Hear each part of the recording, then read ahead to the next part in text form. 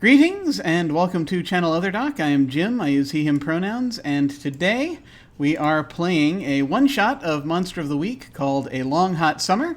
This is a game of supernatural monster hunting by Michael Sands that is powered by the apocalypse. And I actually get to play this time, which I'm incredibly delighted about. I'm so shocked. I'm amazed. Before it's... No, Jim, don't go there. There's too much. There's too much. We'll be here forever, as Jim weeps with joy over the fact that he gets to play. Before we introduce everybody, just wanted to mention briefly, once again, that this channel is currently engaged in a donation drive for the Bail Project. That is being done primarily by our Sprawl campaign. We are Team Phyllis. And I've gone ahead and put a link to that in the chat if folks want to go and check that out. That is to an organization that provides bail assistance to protesters, which is something that is incredibly important right now. I also just in general like to urge folks to check out Campaign Zero, which I've also put a link for, which is an organization dedicated to ending police violence. So those are it's incredibly important right now. Please check that out. Now let us go ahead and go around and say hi to everybody, see who they're playing, and we will start with Wally. Hello! Sup, Jim? How's it been? Hi! It's been forever. It's been a while! Hey, my name's Wally. I go on Twitter as Wally132. I will be playing Izzy, the Monstrous Playbook. He also goes by pronouns such as same as mine as he, him. I am very looking forward to this game because I have the pleasure to play with Pope alongside him every other week on another channel playing a mask game. But this is the first time I'm being DM'd by him, so I am actually really, really excited for this because I love his storytelling. Yay! Me too. I've never actually played anything that Pope has run as of yet. I don't think. And also the funny thing being is the last time you were on this channel was the Monster of the Week. Yes, it was. It was the last time I was on the channel. Was a Monster of the Week game, and I played everyone's favorite robot dad. Yes. It was very cool, and the glorious thing also about that, at least for me, is I didn't have to change that much about that part of the overlay. You just got the same window. It's like, oh wait, Wally's still here. I'll just change everything else. Just keep that. Just change the first letter of the name, and that's it. That was great. No, it was wonderful. But now let us head over to a new face on the channel, Shay. Hello. Hello. I'm Shay Foxy. I go as Shay Foxy on Twitter, on Twitch, and on DeviantArt, where I'm an illustrator and accept commissions. And this is the first time I've played with Otherdoc and his crew here, and I'm really excited. I'm going to be playing Isabel, a spooky, and this is going to be a lot of fun, so I'm really excited. Thanks for having me. Yay! Awesome. I was looking as we were working on the characters, and I'm very keen to see how things go with your character and just sort of what develops. Very interested to see that. Me too. Absolutely. Now let us move on to Anique. Hello. Hello, my name is Anique. I go by @Aniekster on Twitter. I've only ever been on this channel on Invisible Sun. Because I had to drop out of Paranoid. Right. It still hurts. Sorry. I love the game so much that I wasn't in it.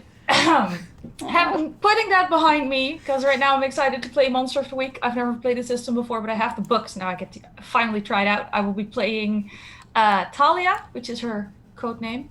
I don't think she remembers her real name at this point, perfectly honest. She is a flick, also known as a conspiracy theorist, which is amazing.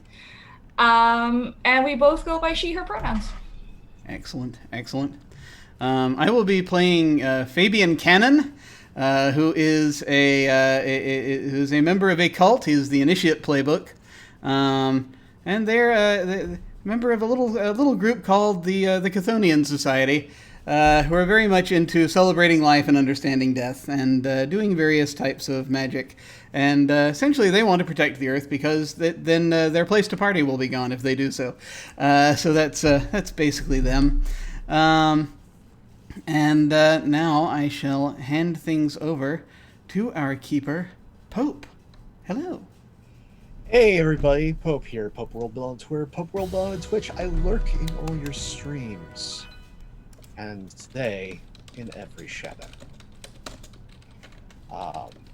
This is Monster of the Week, a long, hot summer.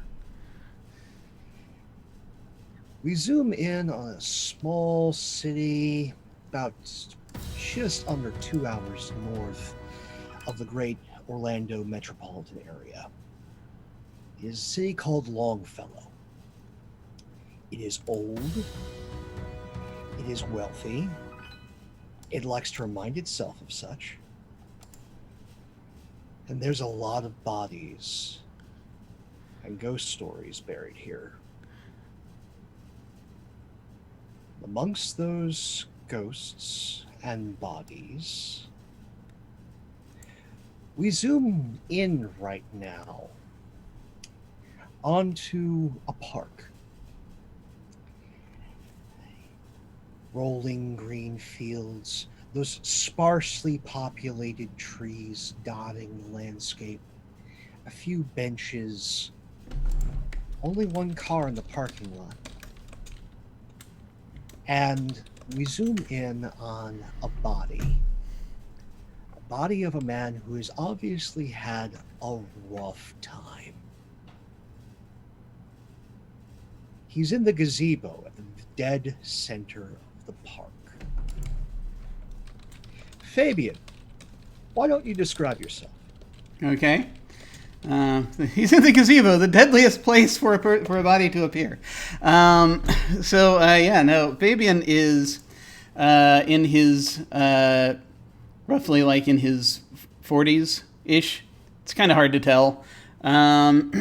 He is very well dressed. He has a three-piece suit. He has brown hair, close cut. He's clean shaven. He's wearing just sort of his suit is sort of brightly colored, sort of grays and burgundies with the vest and probably some sort of ascot looking thing, he is he has a couple of accoutrements like a ring and what have you. Various paraphernalia,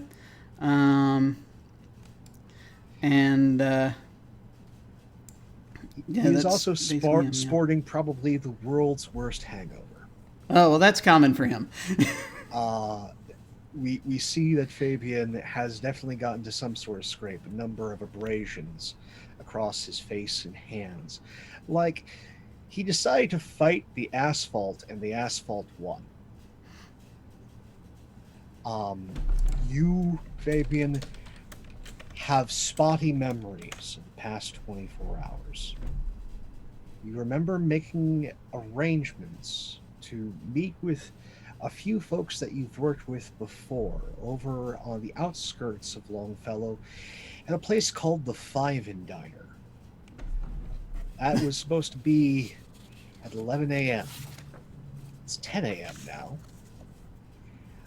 You don't quite remember where you've been. Did you say the Five-In Diner? Five-In Diner. It is a 50s-esque diner on the outskirts of town. Okay. We see now Grayson, Fabian's apprentice, rushing out of a very, very nice vehicle.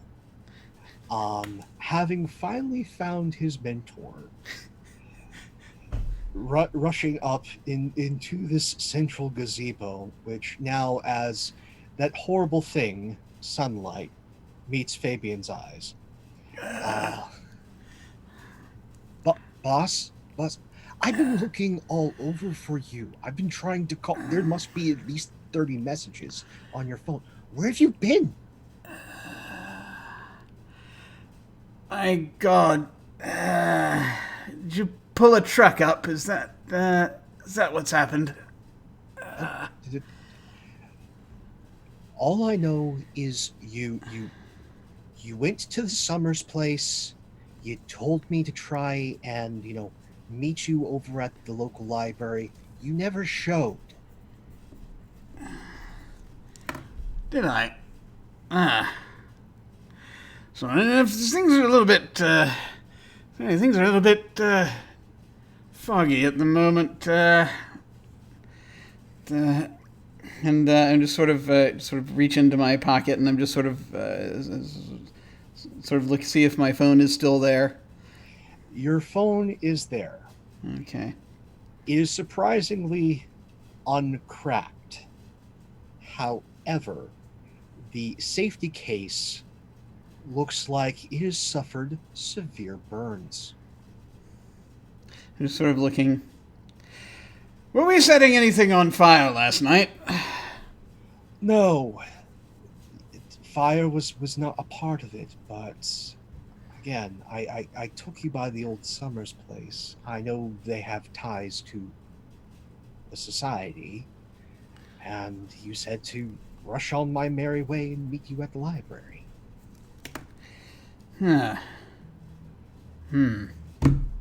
Strange. I must have drank something that didn't quite agree completely. Fabulous. All right, and I'm going to reach up and just I assume he's helping me up. Well, he's helping you up. It's hot. It is even unreasonably hot for Florida. It feels like it's 101 in the shade. As soon as you get out from underneath the gazebo, you are roasting in your suit. You don't know why you're not covered in sweat until you hit the air. Like the gazebo was someplace else. Have we looked into turning off the sun at all? My God. They tried to do that back in Rome. It failed. Oh, yes, that's right. I've heard that, yeah. Always meant to read up a bit more on that one. This is highly irregular. I suppose we need you to fill me in a little bit. We were working on something, weren't we? Yeah, yes. There was a number of disappearances. Actually, this is a perfect time for you to run your starting move. Yeah, I've got a starting move. All right. It's the beginning of each mystery. When if you're in good standing, you recite roll plus charm, and there are things that happen. Now, let me see. I believe this is a new type of sheet. I've never used this sheet before, so I'm going to try to press a button and see what happens. Using charm, which is the default. I have nothing forward. I will click the submit button. Ooh, a 9. Yeah, Big success. 7 to 9, you get a mission associated with the mystery, and if you do it, you'll get some info or help too, it says. One of the major financiers for the Chthonian Society, the Summers family. The surviving members of the Florida branch of the family have died recently. Both the husband, who was deep within the society, but left just 2 years ago before being inducted into the Greater Mysteries, but still paid his dues, died. And then shortly thereafter, his ex-wife perished as well. The estate has yet to be settled, but those within the society have sent you to find out precisely what happened. Corbin Summers was a dangerous man, a respected man in the society. But he had a reputation for wanting more than he could handle.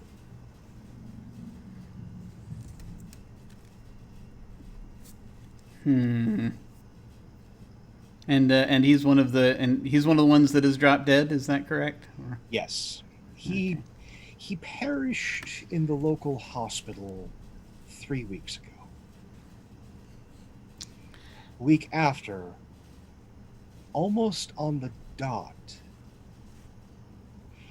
his ex-wife went missing. She is assumed dead because the cops cannot find hide nor hair nor body.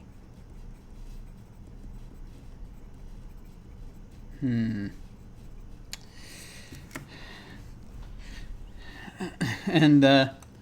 so as we are kind of proceeding, presumably toward the car, just sort of trying to get over there more quickly because heat, and going for that blessed air conditioning.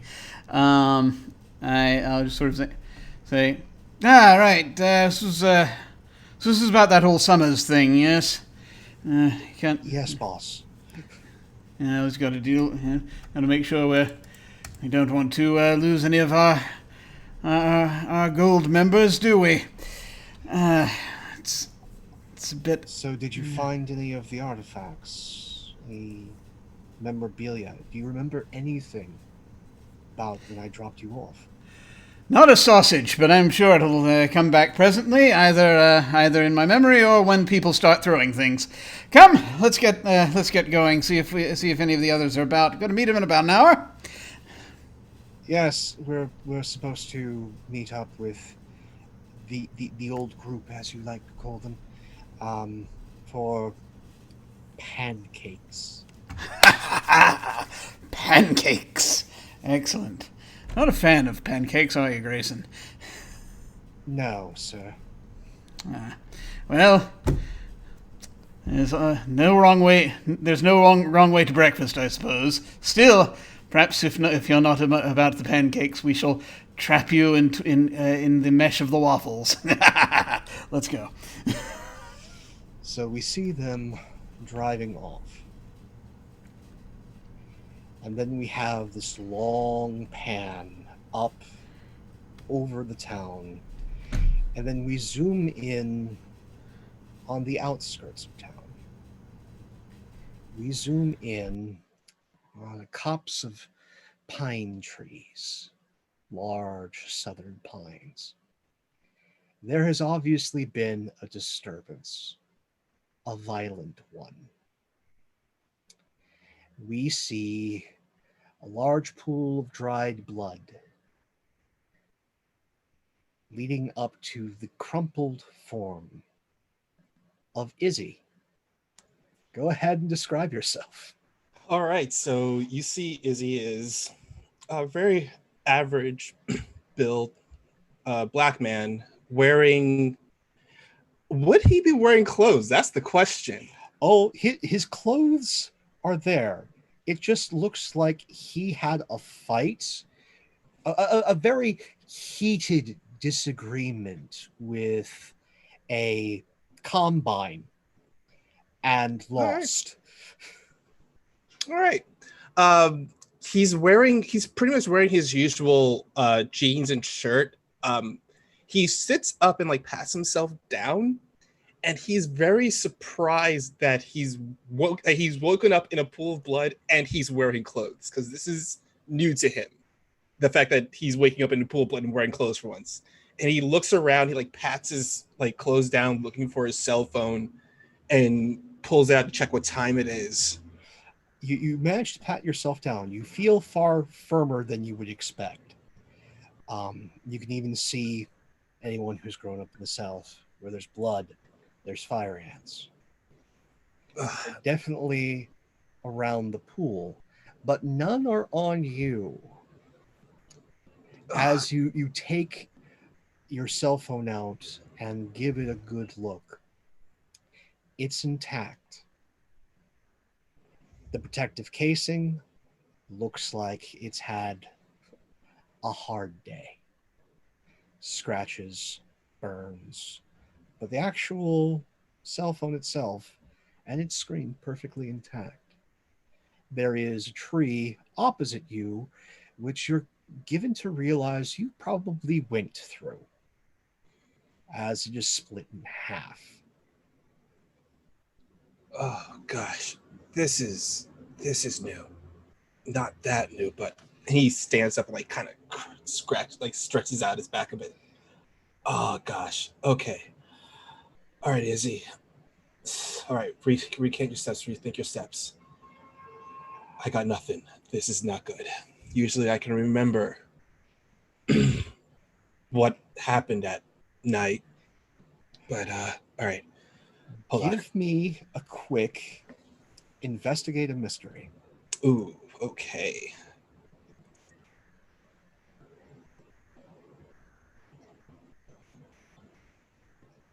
And that is rolling my sharp, which is 0. So this is gonna go wonderful.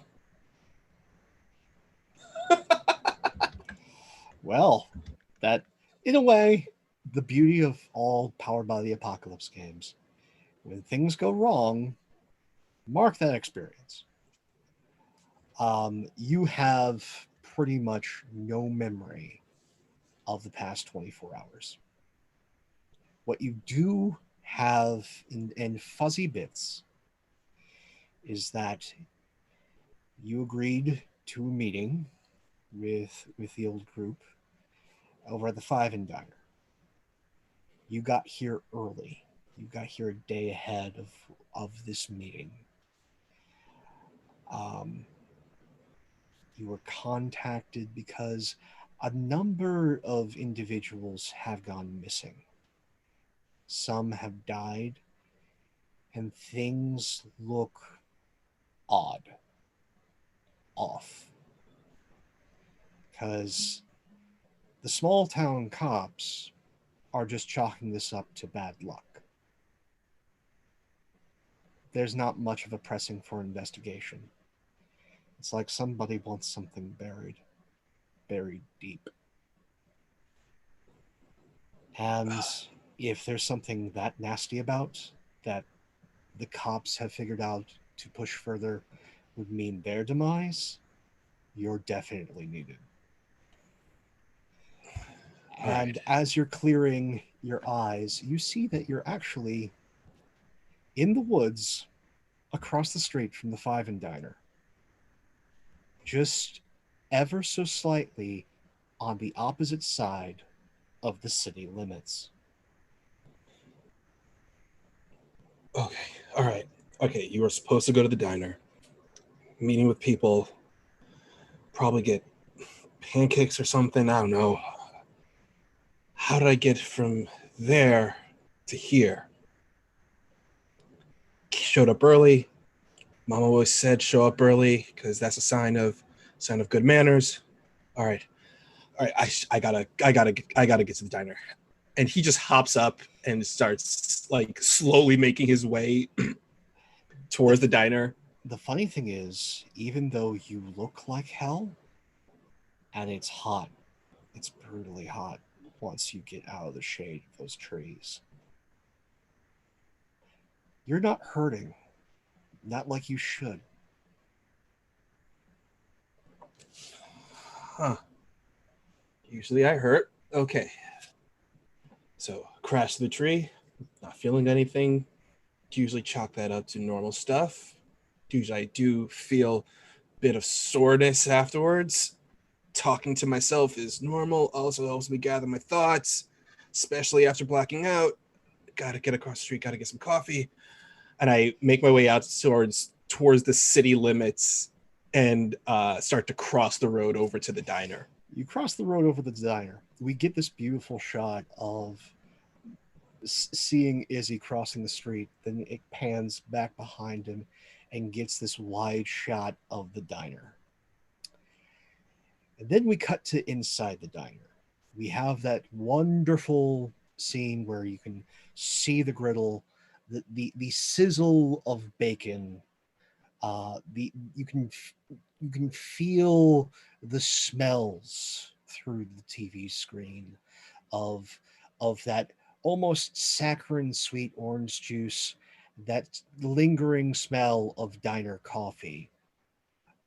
You have the staff, few regulars. It looks like there's two officers there sitting at the counter, nursing coffees and the local newspaper. Um, and then a few little ladies that are probably here for brunch, like they always do. And then we cut to a booth where we see Thalia and Isabel. I will be in the corner furthest away from the door, wearing very standard clothing. So the usual top, jeans.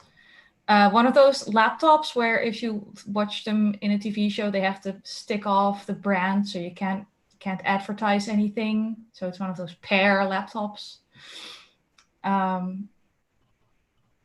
guess I'd be happily ignoring Isabel across from me because I'm far too busy looking things up online. I have 19 message boards, about 4 discords. There's the deep web.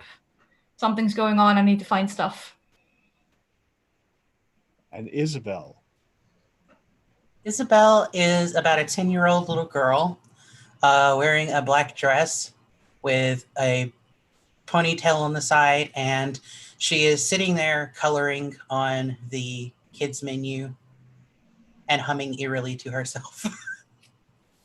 I have other menus spread out with notes on the back where lines are connecting, moderately nonsensical. It looks a lot like Isabel's drawing, probably, even though I'm in my 30s. Feels. Again, those free crayons are great. I know. When would I roll my starter move? Because it usually ties in with an individual, Mm-hmm.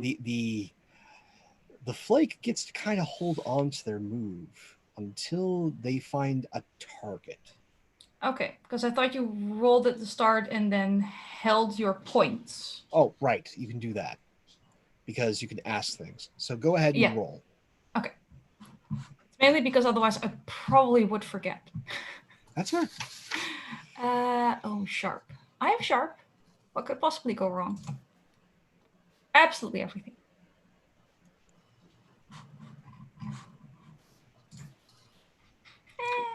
Mixed success. Middling. So I get to hold 1, right? Yes.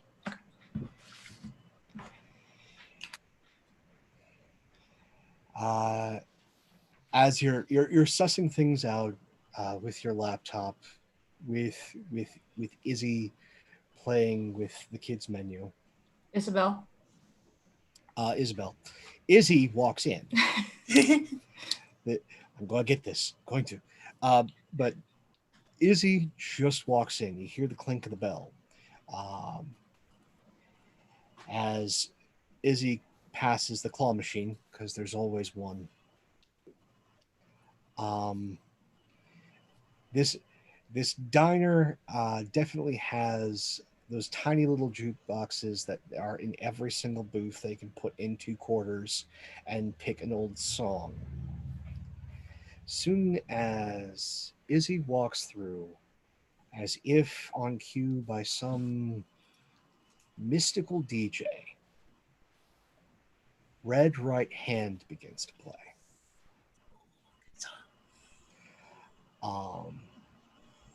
And then shortly thereafter, that high end, most definitely black, most definitely heavily tinted windows rolls up as Fabian and Grayson get out. It's 10:45. My God, we actually made it early. That's. You look worse than usual. We'll pull in. Thalia, darling. Both of you. Wow. Well, Where were you at, party? oh no, I mean, it feels like I did do what I normally do every evening. I mean, I got here early, first of all, like extra early. Bobby. How's it going, Isabel? Hi. Hello, my dear. Hello, my dear. And he's just sort of like, tries to find a spot in the booth where he can not be in the sun, and he eventually like is fishing around, and he pulls out some sunglasses. And You've got one of those wonderful round corner booths, Mafia booth. as Thalia has claimed for her courts. This darkened corner that definitely has a couple of extra plugs underneath it. I was about to say, I need the one with the plugs, the best Wi-Fi reception, and where I can see all entrances. You can see all the entrances. You also see that there is definitely only 4 other vehicles out front. One is a sheriff's deputy vehicle. Another is They're always watching. Another one is an old Crown Vic. It looks like it could probably kill at least 10 men before stopping. A RAV4 bright red, and a powder blue Taurus.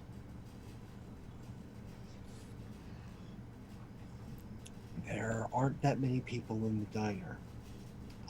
As you all get settled, an older woman, just on that opposite side of having worked here all her life, comes up and goes, "Oh, hi, dears. See you're all ready. Just flag me down. Name's Doris. Just let me know when you want something. Can I get you your drink orders? Chocolate milk, please. Irish coffee. Coffee. Ew. You're gonna have to add the Irish yourself, huh? I'm fully equipped for that, my dear. Coffee. And do you all want waters as well, or?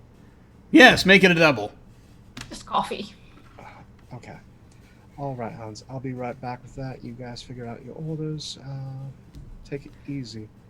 I hate to prod, but the Y Mart ain't too far away, so if you need a new set of duds, you can definitely get that.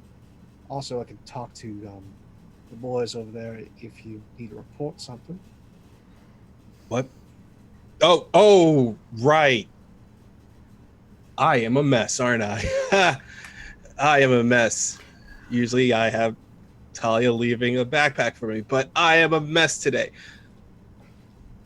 You're supposed to leave the backpacks, Talia. I have the backpack. It's under the table. Oh, I'll be right back. And I reach under the table. I pull out a backpack, and He was late. He didn't get changed yet. He's. Feel free to use the restroom. I'll get you all your drink orders. Thank you. And I head off to the bathroom to change, and I come back out wearing like new pairs of jeans, a t-shirt, and all I'm the wearing, same. yeah, we just full buy, same. we buy 30 of the same ones. Yes. I carry them everywhere. Yes, exactly. And a replacement for because he was probably wearing like one shoe earlier, and he's now wearing 2. While he's changing, can Talia have a really good look at the license plates on those cars outside? Most of those are on the back side, and most folks in Florida park front end first. The one that you get that's backed up is the RAV4, and you can get a partial. It looks like this thing has been doing some off-roading in Central Florida. Cute. I'm judging them hard. By all means, judge away. I shall. I just want, now that Izzy's getting changed and being made presentable, Isabel's happily coloring. I'm assuming Grayson is not joining us as always because he's only a manservant. Fabian, what? Just everything. Just start somewhere. Well, it's actually we're doing something with the yes. I was actually going to ask if you could remind me, as we were doing something. We were doing something about summers. Yes, was that? I mean, around technically. anyway? Yes. Oh, good. Okay, that's relevant then.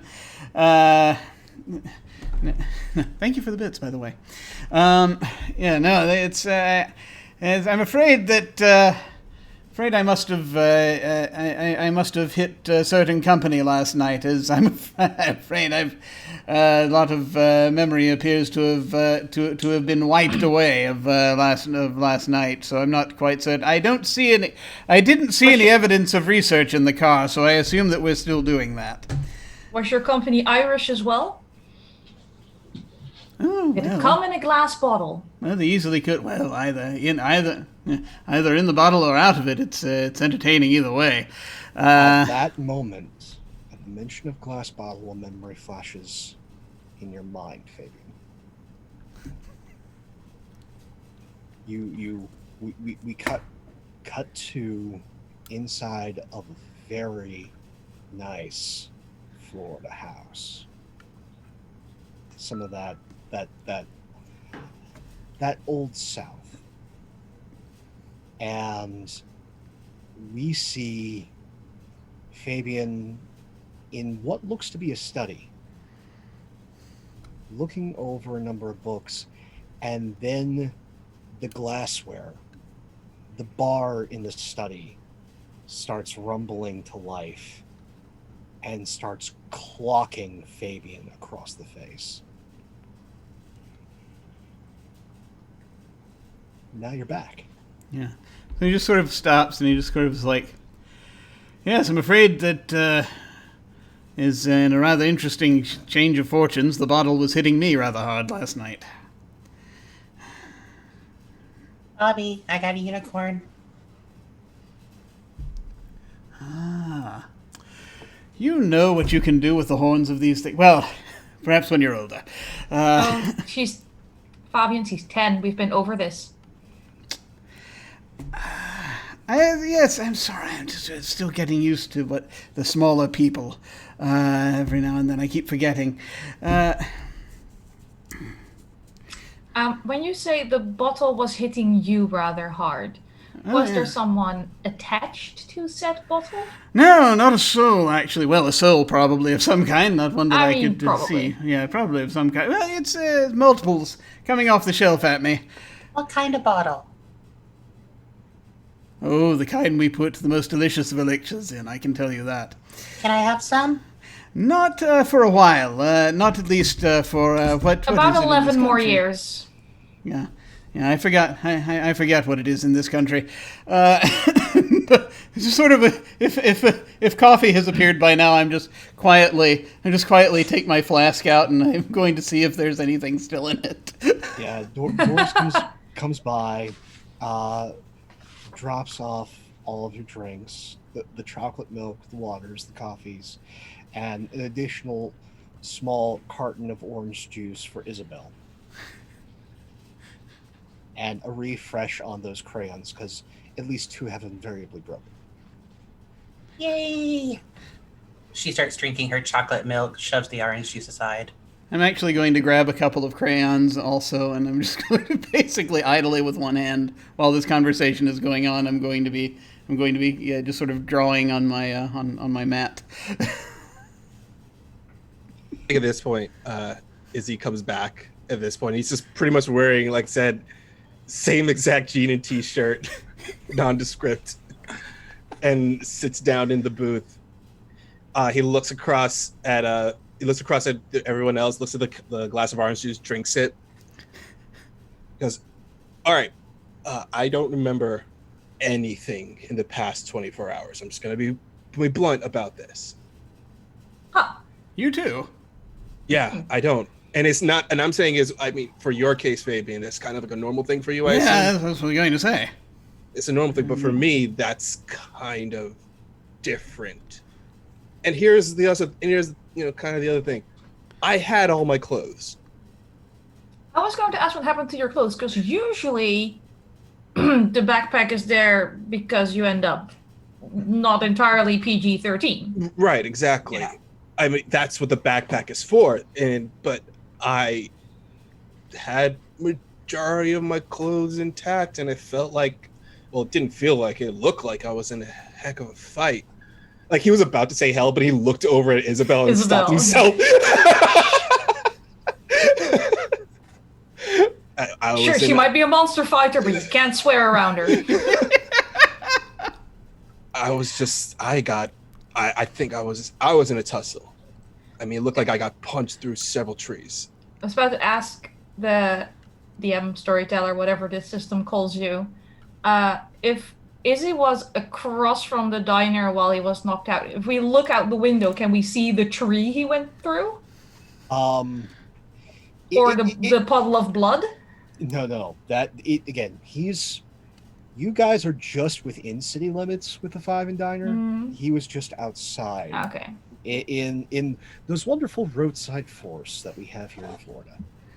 Having never been to Florida, I'll take your word for it. It is just obscure enough that you can definitely hide and ambush someone.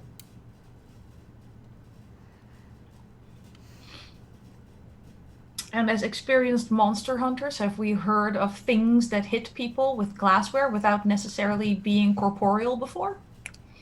There are many, but I was afraid you were going to say that. But in this specific case, by all means, investigate the mystery. Oh, crap. Okay. Everyone or just her? We'll start with Thalia, but we might have something specifically for Isabel here real soon. I do not have a forward. Oh, 10. I have a success. Okay, that's hold 2. So with those holds, you can ask amongst the following. Yeah. What happened here? What sort of creature is it? What can it do? What can it hurt it? Where did it go? What was it going to do? What is being concealed here? I would like to spend my first one to ask what sort of creature is it? You're able to narrow the field down, but you can't get something precise with what information you currently have. And with that narrowing down, you are figuring that it is either a ghost, spirits, or other form of incorporeal entity, or possibly something telepathic, telekinetic, something that has the ability to manipulate objects from a distance, where that means that they are dead or alive. Okay. Oof, so many good questions.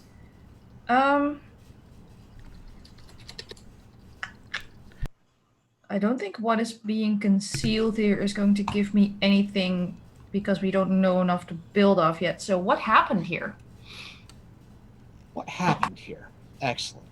As you're doing a search, you get a number of things popping up, not only from your own personal search, but ping probably a couple of friends. And they give you the police blotter and the obituaries, bunch of stuff to sift through. But what you can piece together is not that long ago, a Corbin Summers, wealthy, well-established member of Longfellow Society, passed away. And then shortly thereafter, a number of people either died or went missing. The deaths appear, for the most part, to look like tragic accidents. Please. But one, a local priest, a Father Kevin Charles, they are attributing possibly was murdered by some sort of local critter, maybe a Florida panther or possibly a bear. But no, that body was torn to shreds. Mm-hmm. But the To rest, shreds, you say? I'd like to give a sidelong glance to Izzy. I look over at Dolly. I'm like, what? I have a few that was- questions for you. that was at least a week before Izzy was on the scene. Yeah, well, he Again. has a really big family.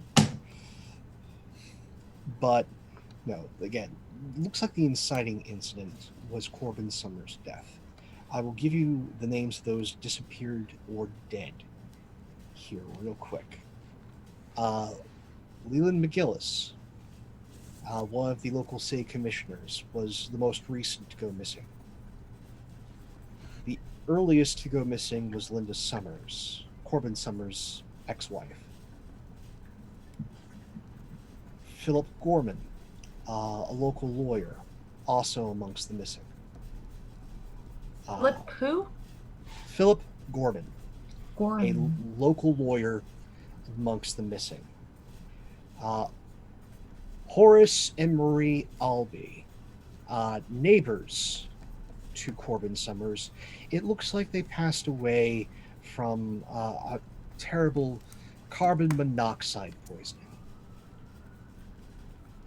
And then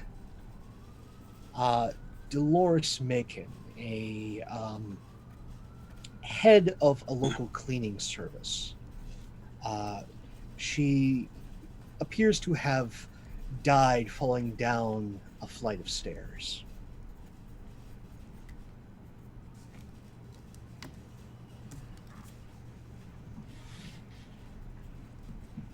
So 2 dead, 3 missing. No. 3 dead, 3 missing. When did the priest die in this order? The priest was in the middle of all these. Okay, so between Philip and Marie. Well, the Albies were found together. But Philip Horace and- was a Gorman. Yeah. Okay.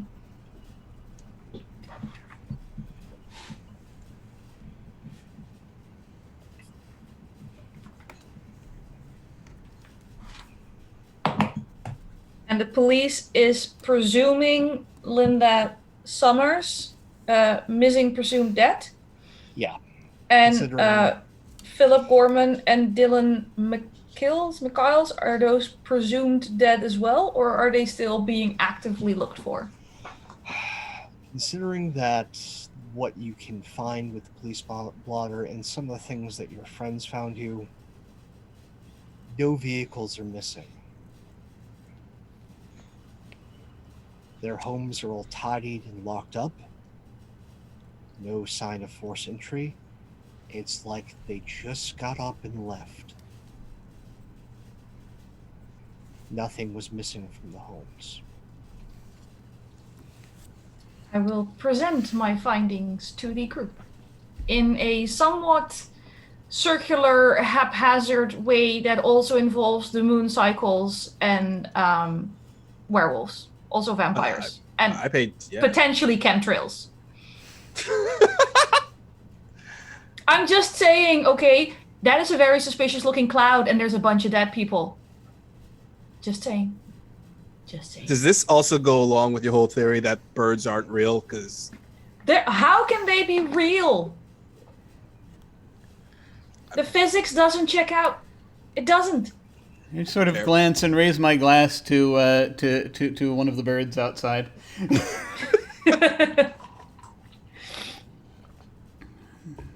As with almost everything here in Florida, there are a number of crows perched outside. It is incredibly hot. They are in the shade. But one continually seems to be just silently not quite cawing. a sign of them being incredibly overheated, trying to cool off.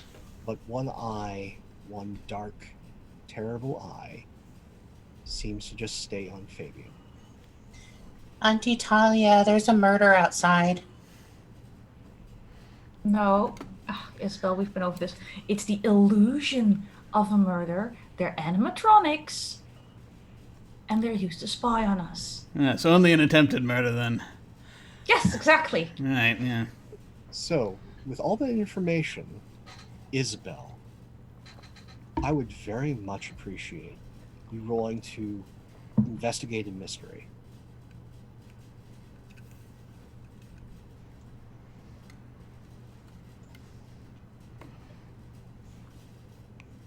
I am trying. Sorry. It's all right. It's just saying input value. I'm trying. Again, new sheet, new system, roll 20. It is a recipe for misinputs and things going awry. I will Okay. say I really like the graphics when your roll comes up. It's very, So- I love Yeah. those. I'm clicking the button that looks like dice next to sharp. Is that not right? Yeah, and then you have to click enter again unless you're inputting a forward value. Oh, okay. Yes, there it is. Thank you. Mixed success. So you get to hold one. So you get to choose one question off of the investigate a mystery list. Okay.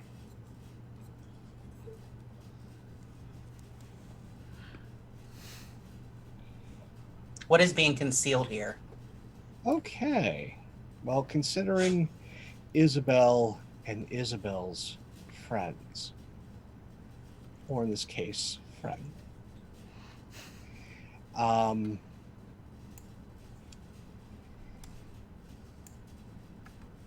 there is definitely some sort of residue that's lingering on both Fabian and Izzy.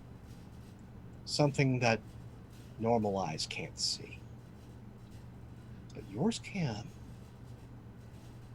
It's almost like there's this odd pallor over the both of them. And it's the most intense in color and value over their faces.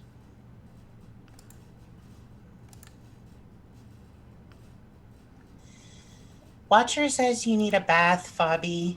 You too, Izzy. There's something on your faces. It's like icky. Like, so I just sort of, I just sort of turned from where I've been in this staring contest with this crow outside, and I'm just sort of like, What do you mean? I need some on my face. immediately I sort of feeling rub my for. hand over- Me just sort of like pull out my handkerchief, and I'm just sort of like just checking to see if I've left on, if I've got like lipstick or eyeshadow or anything that seems to be. I don't think that's gonna work. No, apparently not. All right. So there's something of an ethereal nature, eh? What's ethereal? Next world, something we can't quite see. Oh, something like Watcher. Yes, exactly. Yep, you've got something on your faces.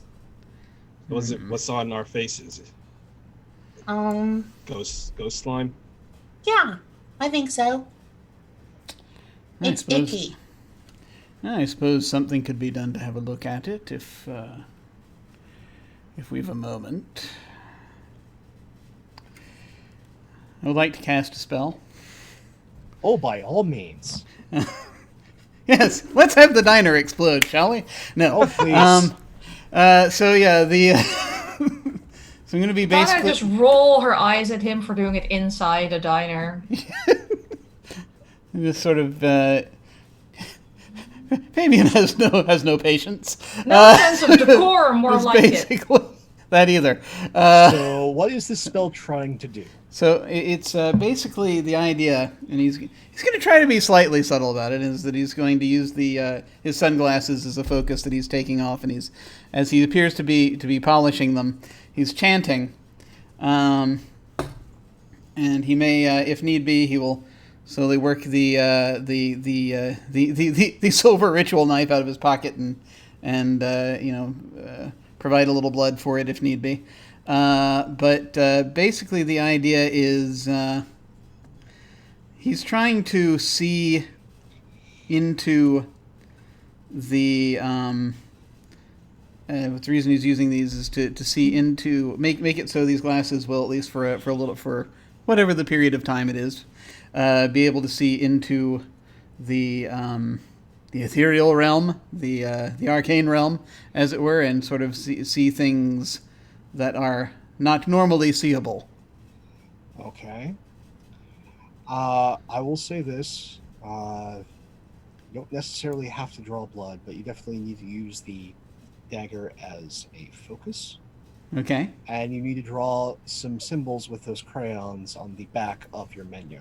That is being done. That's some of that might have been happening even subconsciously, but yeah, no. He'll basically, as he takes the menu out and he takes the very carefully reaches for the red crayon, and will as he sort of is gonna draw these symbols. He's like, no, it's just very simple, and he sets the sunglasses down, kind of as he's sort of polishing them, and kind of has taken. Quietly slipped and you look down, you see that he slipped his ritual dagger onto the table and put it in a position where the blade is facing the inside of the glasses down there, but he's kind of arrayed the mat so that if anyone is looking on, it looks like just there's he because he's laid the other utensils in the same direction, like the knife and fork and stuff. So he's arranged it so that it just looks like there's another utensil on the table that if they're not looking too carefully, and he's just drawing on the menu. But he draws this little circle around it. All right, go ahead and give me that magic roll. All right. Let's give that a try. Do we have the use magic thing here, or do I just need to press a button? I would just say roll weird. Just say roll weird. I shall roll weird. Here we go. All right. Wait a minute. Let me check my moves real quick. There's a thing I picked. Okay. No, this is after I use magic. Okay. There's. I'm sorry. I just have to go back and remember what I'm doing. All right. Here we go. Nyeh! Oh, that's wonderful. Oh no. XP! Oh no. Oh yeah. Oh no. Excellent. Okay. Let me ask you a question real quick. Yeah. Just because I feel as though this is an excellent time to ask this question. What is our luck situation in this? You have setting? full luck. Full luck. I feel as though then, if we have full luck, that perhaps I should go ahead and spend one of those, as that might be while it would be fun to blow the diner up right off the bat. I feel as though it's a tad early.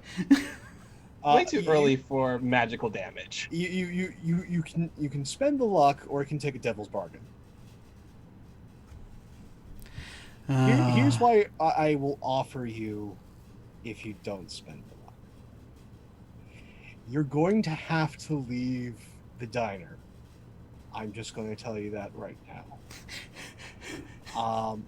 Things will go awry. However, both you and Izzy will remember something about yesterday if you don't use the luck.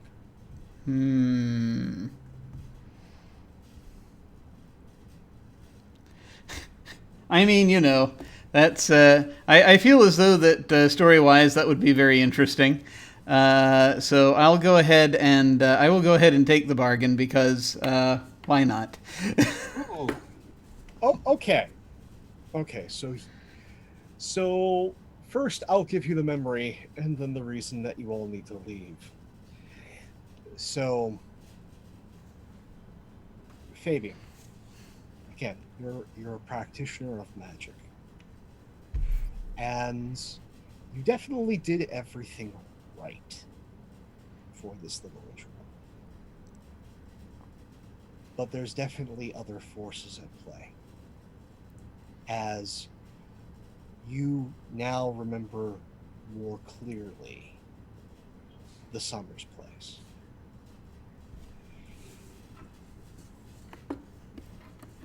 There's silver inlay on every single post, banister, chair leg throughout that place.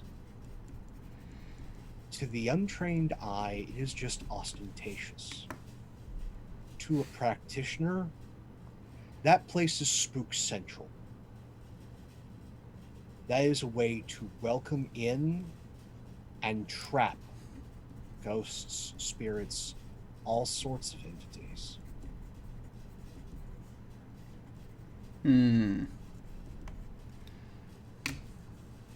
Izzy, you remember getting to Longfellow early. You went to the one hotel in town. It's very nice. Incredibly nice. Upscale, but affordable for some reason.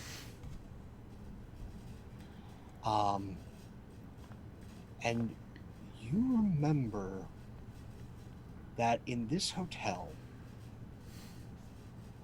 there are no windows outside the bathrooms.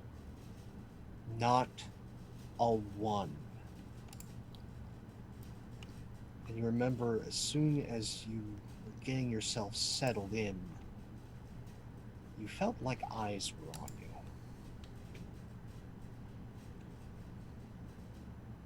And there was something just wrong about the architecture in that room. Something about the ceiling. And then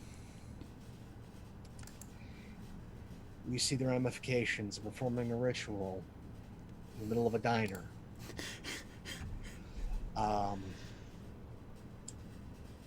The ritual blade spins as these memories come flooding back to the two of them.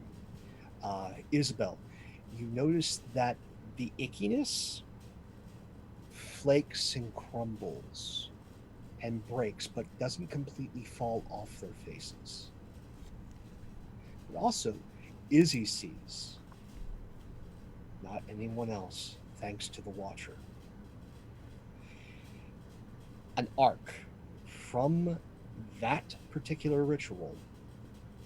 The birds all flutter away outside, and then there's an electrical short, a supernatural electrical short that Izzy sees, little bits of green lightning arcing off and hitting different things. The car alarms on every single vehicle outside snap on, and then there is a large kaboom that comes from the kitchen as every single pressured pipe explodes.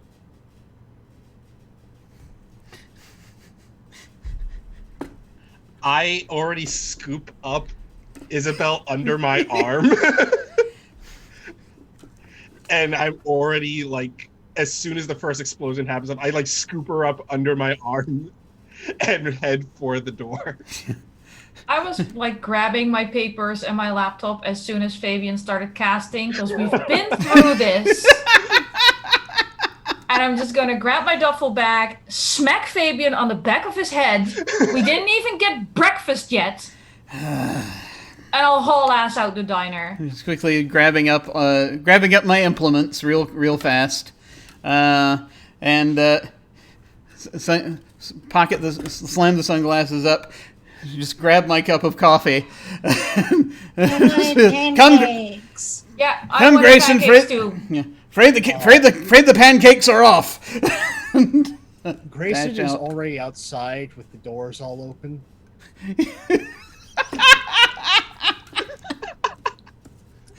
Thank you, Grayson. You're welcome, ma'am. I head over to the car and I just toss Isabel inside. It's really nice. It's a really nice, roomy vehicle. Can I Get in. just chuck the duffel in and face Grayson and go, did you already check for a different place to get pancakes? Pancakes, no, Bacon? ma'am. But there will be food. Full English. I don't think they do full English at the Parrot's Perch, but we can try. Alright, just Shame. tell your boss not to blow it up as well. And I'll No guarantees. Get in the car. Gets into the car. I- I think this is a modified Rolls-Royce Ghost. Is what this is. It is So more really- money than sense is what I'm hearing for Fabian. Oh yeah. Oh God, yes. Oh, Yeah. like this thing rides so smooth, it's luxurious, and it has a 2-body trunk. Oh. Or a one big body. Or one big body, yeah. One extra large boy. Yeah, there you go. Yeah. That's a nice looking car. Oh yes. I also make sure that Isabel's buckled in.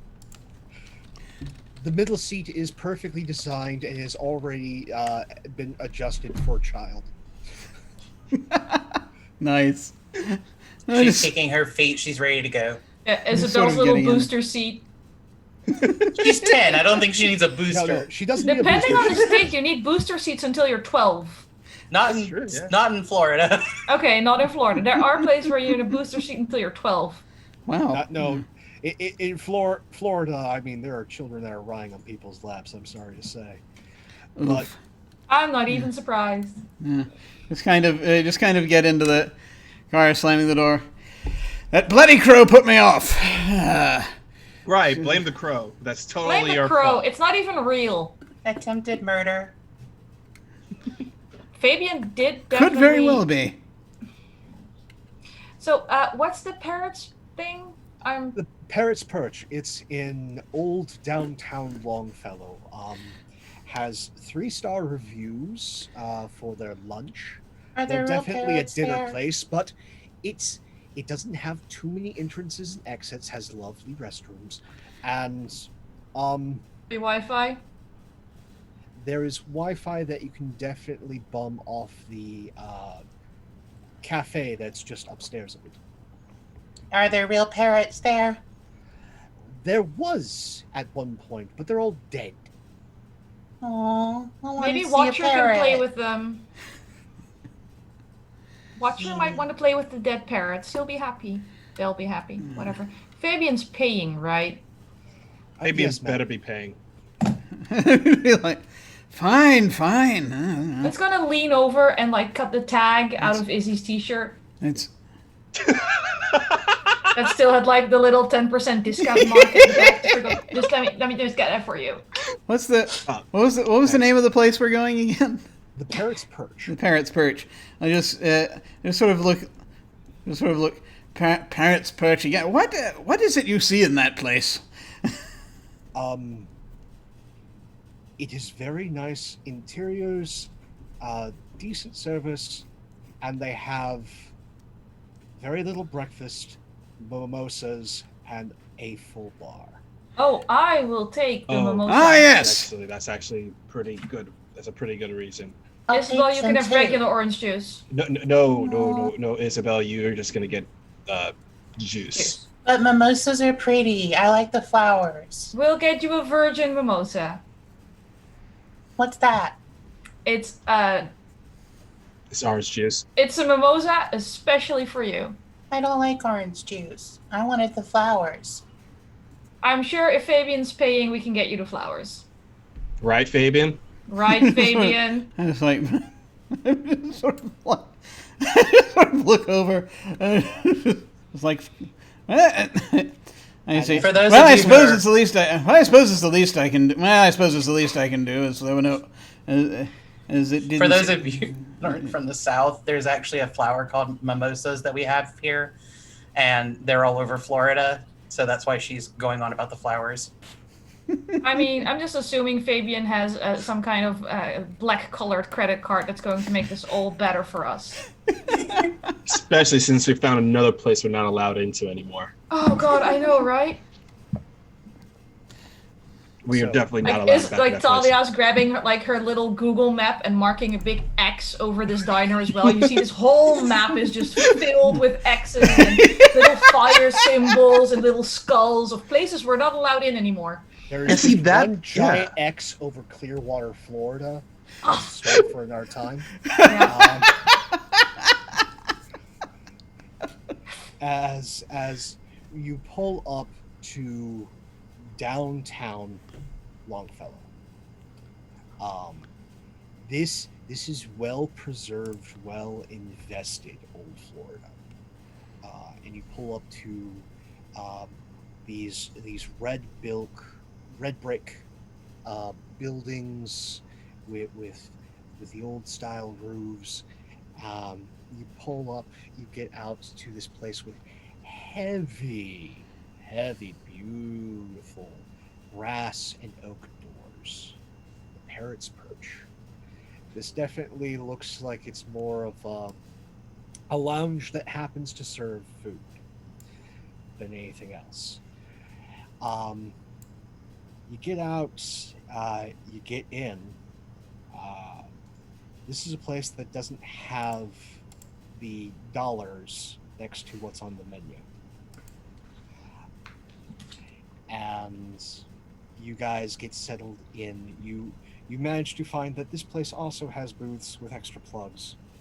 But unlike the diner, this place really only has 2 entrances and exits. There's one out the back and one out the front. I'll That's mentally it. mark those. I'm already looking at the round of this place, and I'm like, I feel like I am underdressed just walking in here. No, once you're rich, it's not underdressed, it's eccentric. Just look cool. Is it? Right. Yeah, that's fine. They're with me. There you go. Got it. Okay. You feel like you're underdressed, but young fella, probably not. Just cutting towards 25. It comes up in a Hawaiian shirt, shorts, and sandals.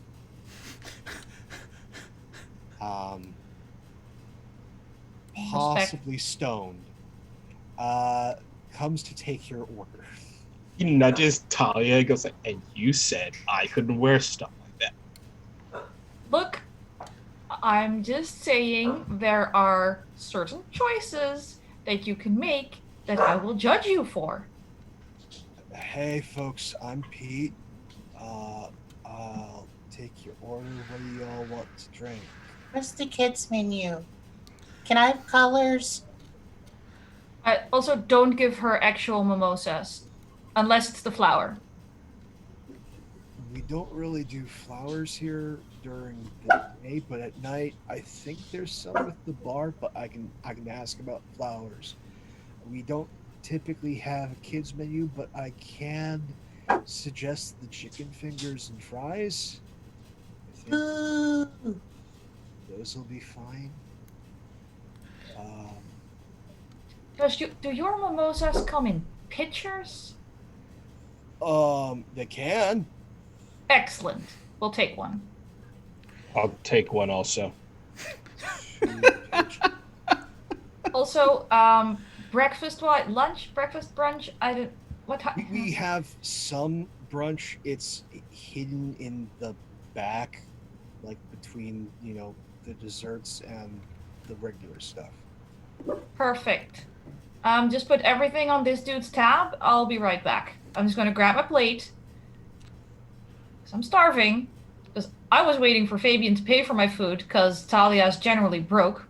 Well, We're that not gonna comes mention in her the credit end. score. Well, yeah, it comes at the end. We don't talk about the payment up front. That's I'm just saying Talia just But- needs Fabian to pay for her food. As you all get settled in, I think Isabel sees the Watcher get slightly distracted by something, and at that precise moment is when we're going to go and take a break, folks. all right. Okay, folks, we will be back in a few minutes. I'm going to throw an interview up in the meantime, and we will see you shortly. Very much looking forward to the next bit. See you soon. See you soon. Welcome to the break. I have Justin and Mike from Mayhem Press here to talk to us about various things, in particular about Mayhem Press. Welcome, folks. How's it going? Hi, thanks for having us, Jim. Hi, doing pretty well. Awesome. Great to have you. Thank you for coming. So, for folks who might not be familiar, tell us a little bit about Mayhem Press itself. What is it? So we're a small company that makes stuff for D&D 5th edition. We're dabbling in other things, but for the most part, and for I guess over 5 years now. Oh my God, I'm getting so old. We have been making stuff exclusively for 5th edition, and we've been making a lot of stuff. We have done hundreds and hundreds of subclasses. We have done books of all sizes, all the way up to hardcover books that are going into stores hopefully soon when the world is back in order, and if that doesn't date this too badly, and all sorts of other stuff that's been released in PDFs everywhere across the internet. Cool, excellent. Well, how did this thing get started? So back when 5th edition was just getting kicked off, I decided, since I made a lot of stuff when I was in 3.5 just for my own little campaigns, I would start a little blog as a place to hold the stuff I would let my players pick from, little subclasses and race options I wanted them to have, because going from 3.5, D&D 3.5 with its massive amounts of content, or even Pathfinder with its pretty big amounts of content, down to 5th edition, which had one book. I think the monster manual might have been out by the time we got over to it too. So, but no subclasses, but it was a very modular system. So I was like, make a few things, put it on here. And then Reddit got a hold of it. And then I had a regular base of commenters, and I'm like, okay, let's keep this up. And I kept posting very regularly. And then we had a Patreon, and then we had a Kickstarter, and it just kind of ran away with us. So it started with just me and my friend Ben, and then we got on a few more writers from that I had known from the Giant and the Playground forums, with an old bastion of D&D, just extremely good people there. And during our first Kickstarter, Justin bullied his way onto the team for excellent reason, because he has all of the expertise in just being able to deal with people that, like, a designer, somebody who is just constantly writing and building and doing graphic design and stuff, doesn't have. And it's nice to be able to kind of have someone else to help you split that attention. So that first Kickstarter was a major success, and he's been on the team ever since. Yeah. So basically, I was a patron at the time, and I really wanted Dark Matter to be funded, and their social media presence was non-existent. So I wrote up a 10-point plan of here's how you're going to make sure that Dark Matter gets funded using social media and spending virtually no money on marketing. And then they didn't do it.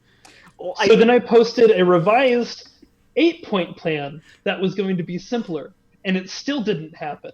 So then eventually, after I got down to a 5-point plan, I was just like, damn it, just let me do it if you're not going to do it, because this book's not getting funded unless you start using social media. They hemmed and hawed. They finally gave me the keys to the kingdom, and they went from not going to be funded to hitting every stretch goal.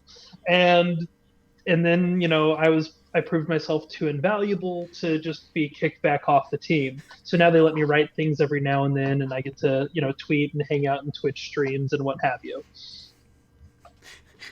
Awesome. That's how to do it. Burrow your way in. Very cool. Very cool. So what was your first, you're mentioning your first Kickstarter. What was that for? That was for Dark Matter. We're big into genre stuff. We've done little books for, magical westerns. We've done books all about the Fae. And then we had this kind of idea of, hey, let's just take D&D, put it in sci-fi, don't make a whole new rule set, just have it sit on top of the core rules. And we thought that was that had enough depth, and it was like kind of the fun, loose genre stuff that we liked working in. So we kickstarted and it did really well. We hopefully will be doing, we'll talk about this later, I'm sure. Oh, yeah. Hopefully we'll be doing another Kickstarter for that soon, to do a second print run and get adventures and a starter kit.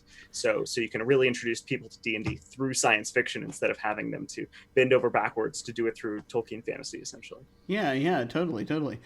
And so it sounds like you had basically this sort of groundswell that started from a sort of a distribution over just getting into social media and stuff as you sort of had built up, so the I guess how have things changed for you then over the years as this has gotten bigger? Oh yeah. Oh my gosh. So our standards had to rise quite a bit because we were just putting stuff on a blog for free, a couple of posts a week. Okay, we don't really need art, and if we do need art, it's just a DeviantArt thing, and we'll credit it. And now it's, hey, if we really want to put out, a Kickstarter that's going to have 180 pages, right? That's going to cost tens of thousands of dollars. So we have to be very smart about how we go about putting that together and funding it. And we have a team of 6 artists that we regularly commission right now, and a handful of writers, and the team has grown a lot, and the standards have also grown in tandem.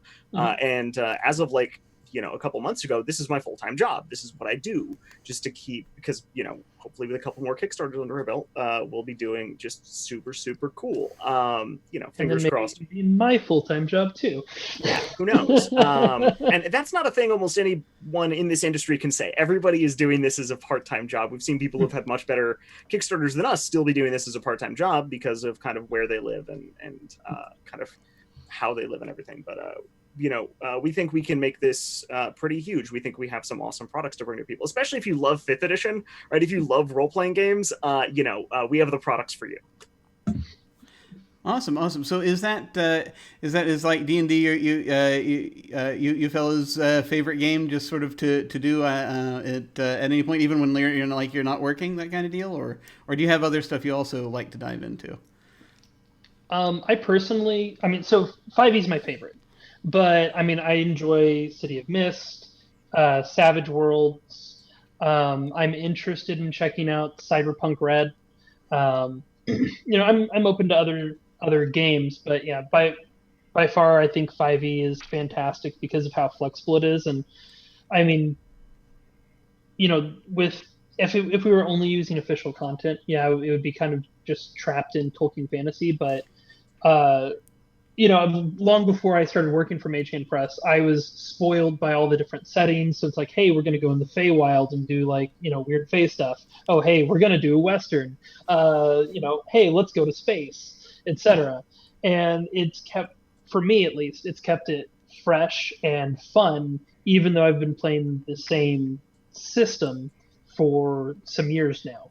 And so as a designer, I want to read as much as I possibly can, read lots of different systems, know lots about different systems. But as a DM and sometimes as a player, it's hard to find groups to run anything other than 5th edition, especially right now when, hey, 5th edition is huge and it's where a lot of people got into role-playing games. Even though there's a lot of easier systems, there's anything powered by the apocalypse is easy enough that anyone can run it and anyone can play it, but people are comfortable within their D&D space. They just want it to be more exciting. Yeah. So that's definitely kind of where we angle, and it's because I know that people have that problem of, hey, I really like this new RPG. It could even be a big mainline RPG. If you good luck getting a group together for the Witcher RPG. I think that's a great RPG. We've spoken to the people who designed it. They're awesome. And we know tons of people who want to play it, but it's not as big as something like 5th edition. So yeah, those are obstacles. So we do play a lot of 5e in our free time. Oh yeah, well no, totally understandable. That's the thing is that I remember seeing once, because I like playing D&D and I also like playing indie games, as folks who watch this channel will realize, and it's. It is very a struggle, especially a big struggle, especially on the local level, to try to get folks for anything else. I've seen people sort of question, well, what does D&D provide? And I'm like, players. You know, you actually, D&D kind of comes with players, whereas anything else, no lie, part of the reason I started this channel was so that I could play other stuff as well. Yeah, no, totally, it's very cool to see a love for any RPG blossom into the kind of enterprise you folks are doing. And so I think it's really great to see what you've put out at this point, and I'm just eager to see what's coming. But in the meantime, where can folks find you if they want to hunt down your stuff? MageHandPress.com or at MageHandPress on Twitter. Awesome. Well, thank you both very much for coming and talking to us.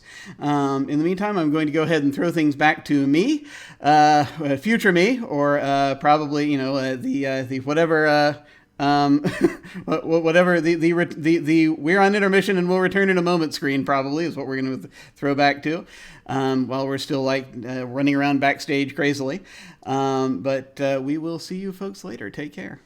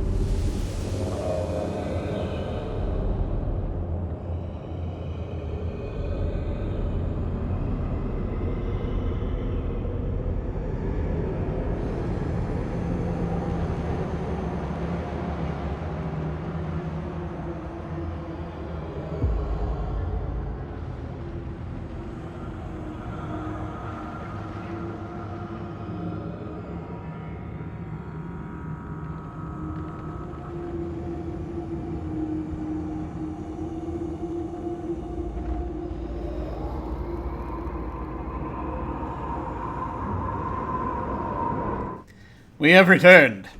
And now, where are we? Parrot's Perch. Yes, we returned to the Parrot's Perch, and the Watcher was distracted by something. And that something is there are in fact ghosts of parrots in the Parrot's Perch. As Isabel's eyes are drawn up to the specialized railing along the ceilings that was obviously home to a number of birds back in the day. This place has definitely been remodeled, but probably back in its heyday, it had a number of tropical birds on top of being a place where people slung drinks and the occasional burger. Who's the tallest person? It's probably gonna be Izzy. It's probably the tallest. Okay. She stands up and looks at Izzy.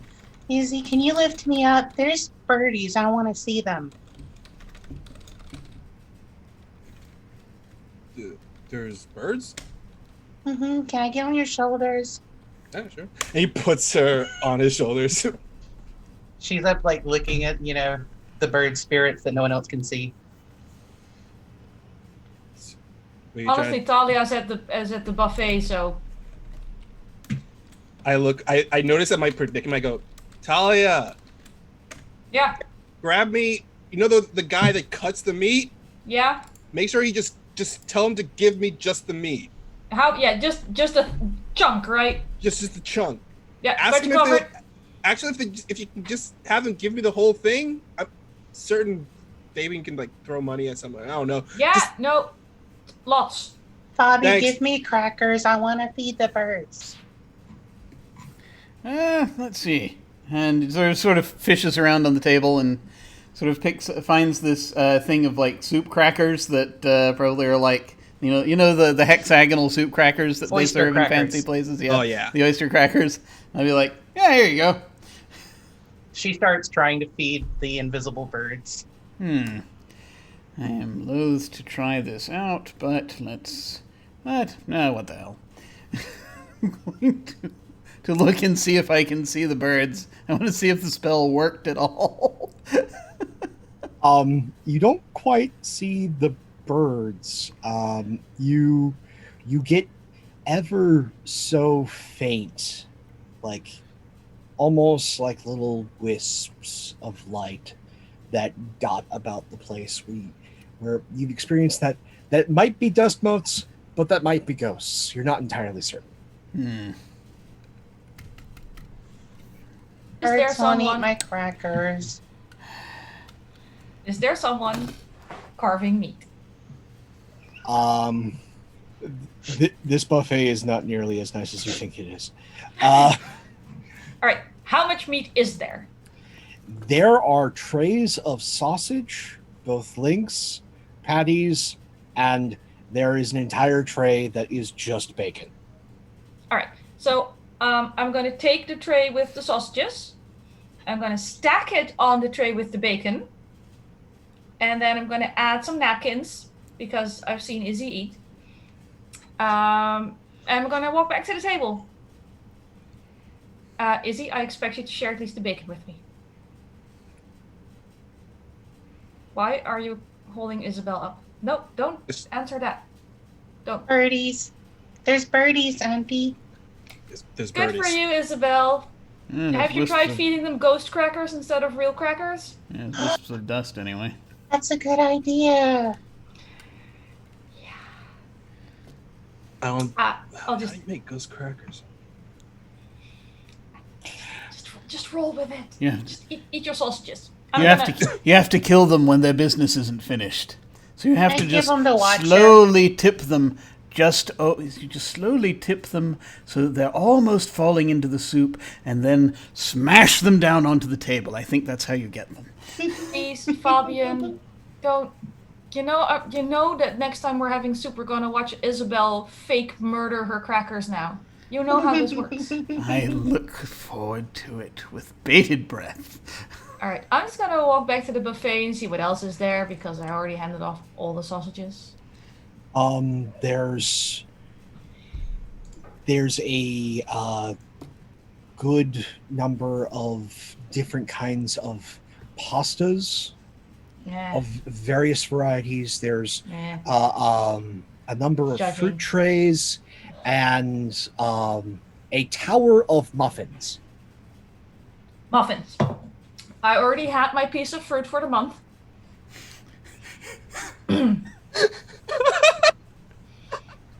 So I'm just gonna grab a tray of muffins.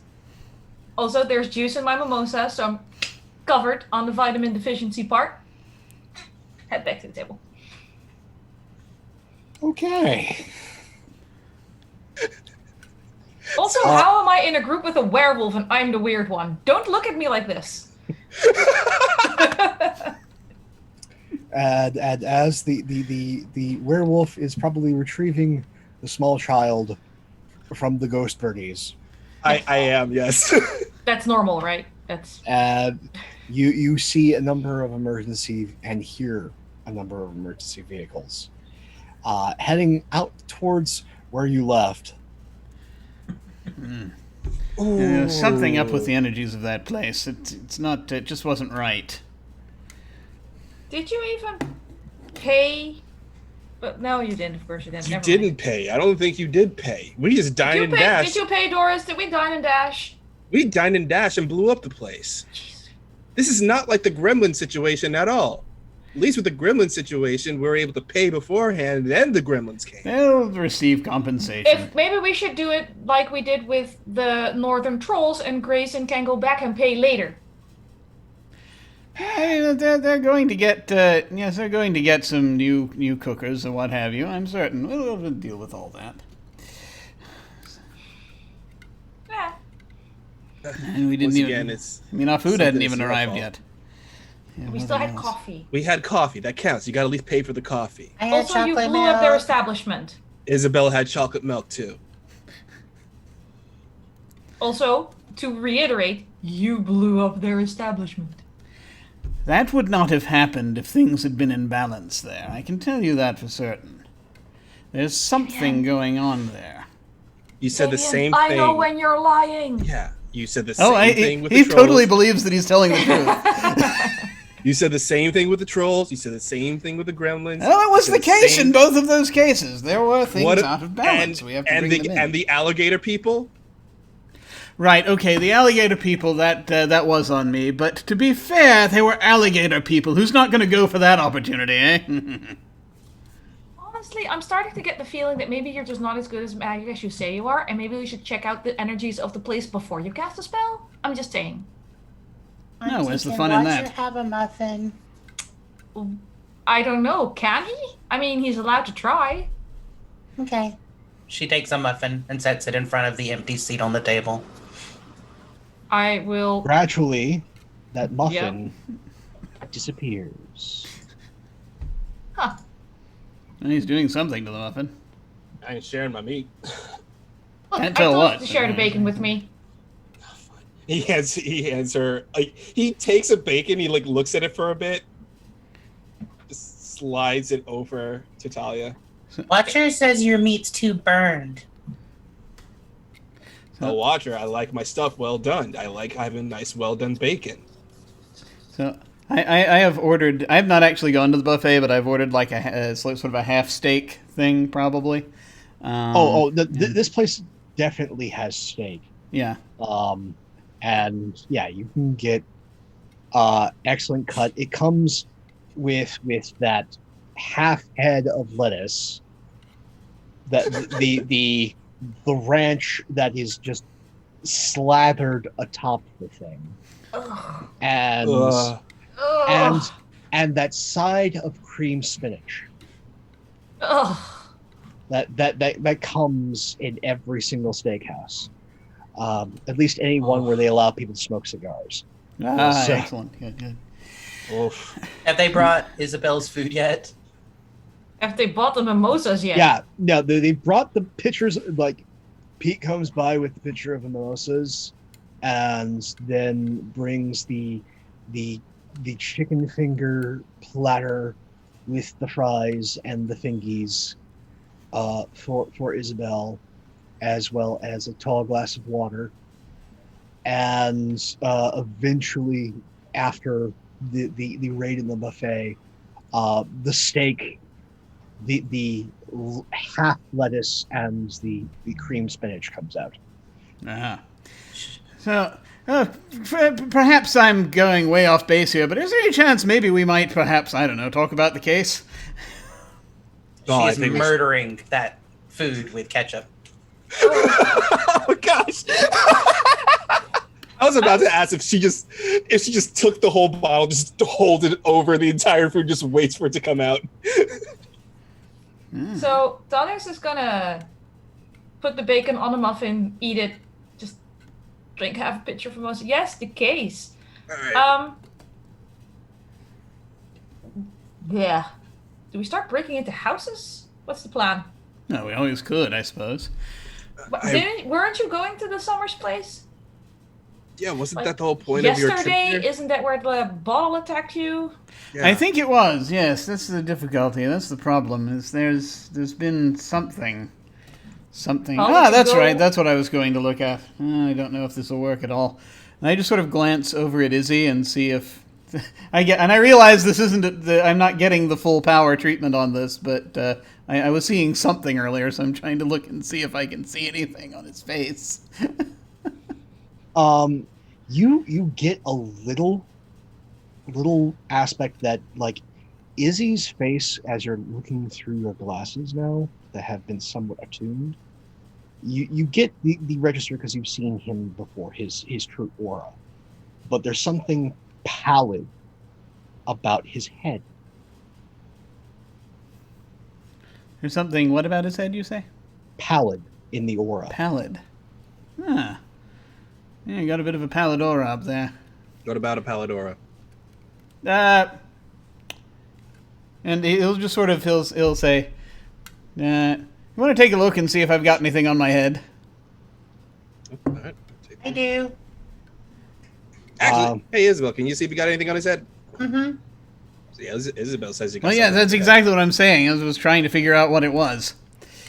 It's like maybe something's draining us or something. I don't know. It started breaking up and it's kind of crumbly now. Huh. head. Wonder if we could trace it back to its source. The trouble is, I can't really think of it. If we could get something tangible, something that belongs to. Can Watcher who's try to doing get this? it off your face? I don't know. I suppose you could try. That sort of thing might prove a little dangerous, though, as we don't really know exactly what we're looking at here. We've got how many? We've got how many actually missing that we're aware of that we have not actually turned up as of yet? 3. 3. Got 3 Also, people missing. as soon as people are starting to talk about making Watcher do anything, Talia's just gonna shovel more food in her mouth because it goes wrong again. She's not leaving hungry again. This only happens to me once a day. I learn from things. I'm just saying, if we can get hold of something belonging to any of the people who are missing, we might be able to do something to find them. Once again, we'll probably have to break into some houses. I mean, We I'm can not break beneath into his it. ex-wife's house. That I'm seems not- like a handy start. I'm not beneath it. And actually, I'm starting to look through my pockets to see if I have anything. If there's any chance I might have picked up anything from the Summers place. I don't know if I usually did. do, but you didn't. Your pockets are clean because usually you'll part with something, even a little bit of garbage. But this time, no. Honestly, I kind of want to advocate going back to the Summers place. They had. Well, you see that. Yeah, there is. Well, I should probably warn you. They've got silver all over the place. I am remembering that. Apparently they'd lined it with silver. They're trying to make it into sort of one of those what is the term? Faraday cages, almost, you would say, if we're on that side of things. But this is more for spiritual entities. Gosh, nope. I'm not liking that. But Yeah, I know, right? But if you get the Watcher in there, Yes, that could prove problematic for him. it also reminds me of something else, though. When I went to the hotel, when I got into town, I stayed in a hotel. The place is pretty fancy. I mean, fancier for normal. fancy for you, not Fabian fancy. Yeah, exactly. That fancy for me. Regular It was- people fancy. Yeah, regular people fancy, especially for the price tag. And the place had no windows at all, No mirrors. no mirrors at all in the place. There was no mirrors at all in the place, but I felt like I was being watched. Like it just had this weird, eerie feeling, like someone was watching me in this place. So, Fabian got attacked in the summer house. Evidently. The man's Summer's house, not the ex-wife Summer's house. And we're still not sure when something terrible happened to Izzy, just that it did. It just But did. you had a bad feeling at the hotel. Right. I'm gonna go on a limb here that maybe that bad feeling of the hotel is kind of linked to why I was thrown Yeah. halfway outside of town. Remind me which hotel you were in. Other than that, it was nice. Oh, was there a name of the hotel? This is the first time we're getting to the name, and it's the Hillsmount Hotel. The Hillsmount Hotel. It was the first spot I saw, so I just went in there. I get the feeling, though, that may have not been the case. I don't suppose the Hillsmount Hotel is owned or associated with the Summer family. It was previously owned by the Summers family, but changed hands in the divorce. You know what? I get the feeling we may need to talk. We definitely need to investigate the ex-wife. We do. We can have a look around. We can actually even have a look around the hotel. That might be the more prudent way. At least, and we can see if we can find anything there. If I can get hold of any kind of item, I can try to do a bit of a, shall we say, a trace on it and see what happens.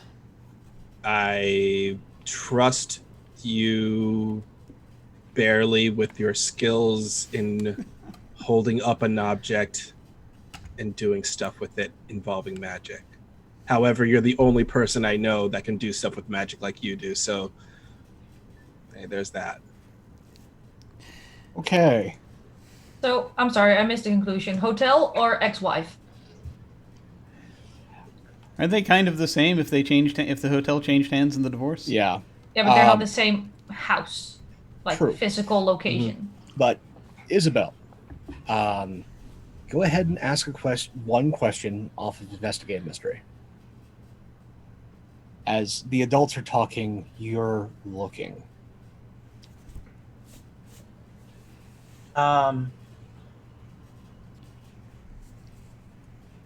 What was it going to do? The entity?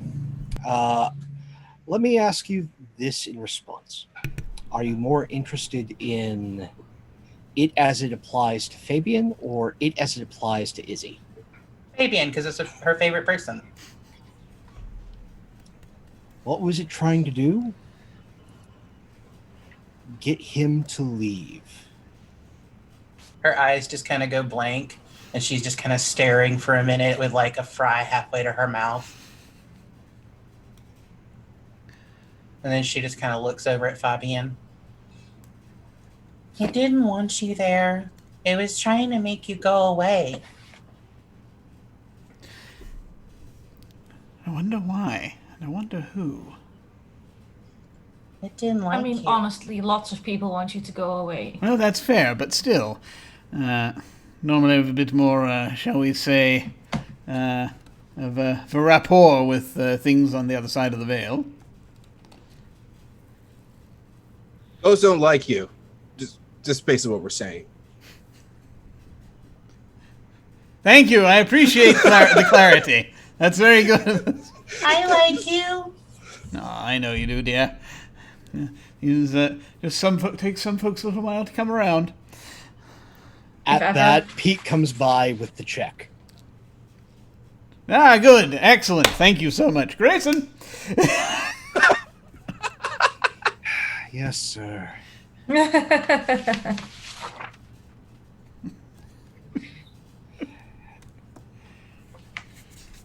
Money changes hands, and you're left to your devices at the booth. All right. I say this. I'm gonna check out that. I think I should check out that hotel. So our options are basically hotel, Dude Summer, or Chick Summer's house. Yeah, I can't go to Chick Summer's house because I don't want to break up the that's hive. Dude Does she? Summer's house. Was Dude Summer's house, yeah. was the divorce recent enough for her to have a separate house?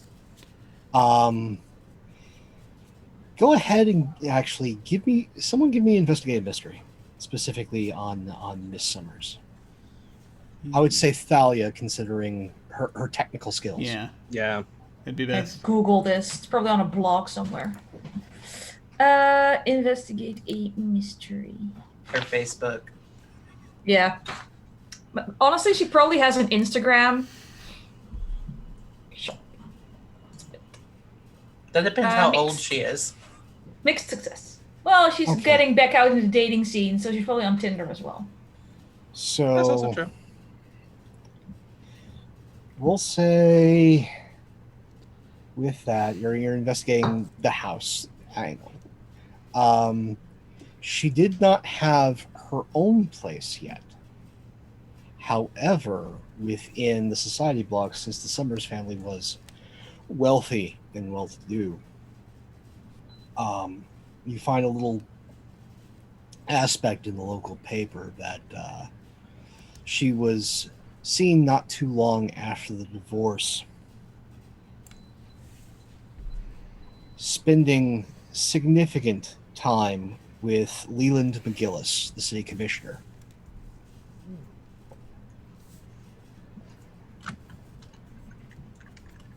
Well, first, good for her.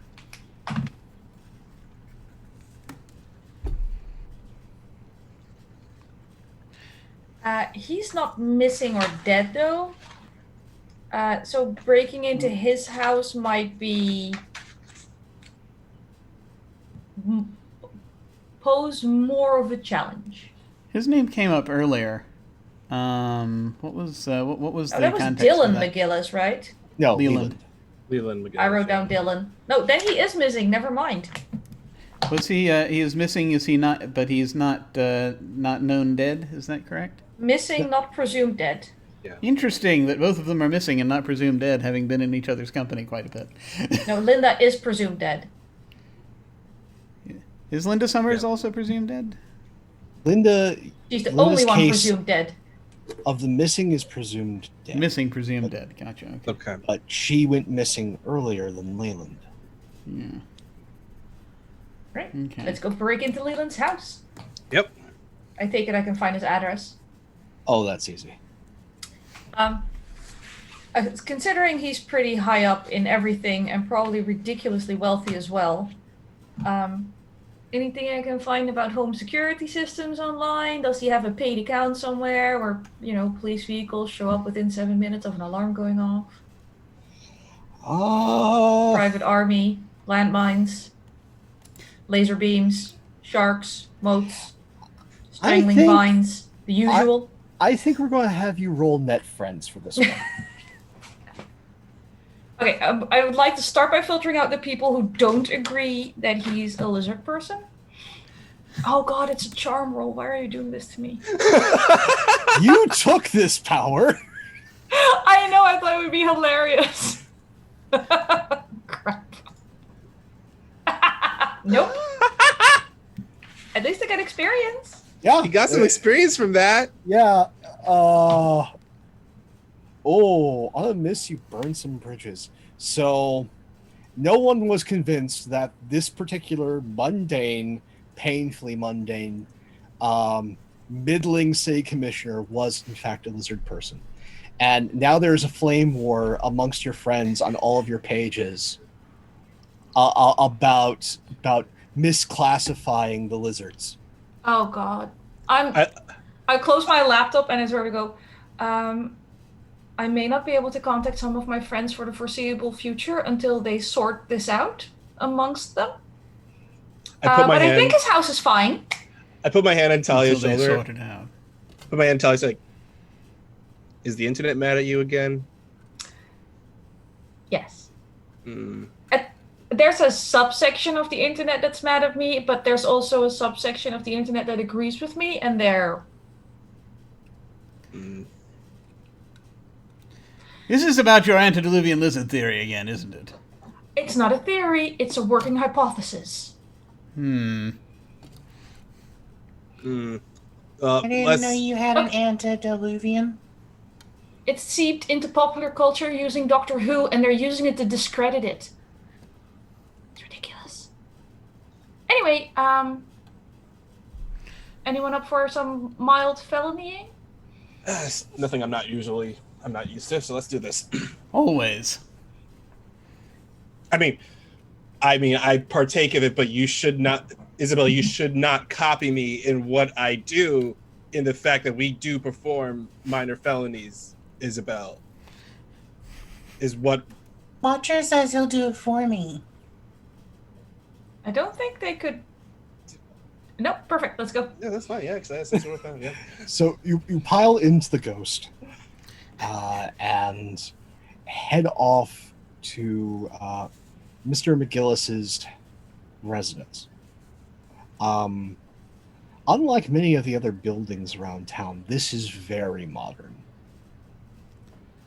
Upscale, modern, not part of any particular gated community. This is just private property towards the outskirts, the northern side of town. Well-to-do, long driveway. Secluded. You pull up, there is definitely a sign for security outside the house. But it was easily enough to drive up. Wasn't even a closed gate. But there's no lights on. No one seems to be here.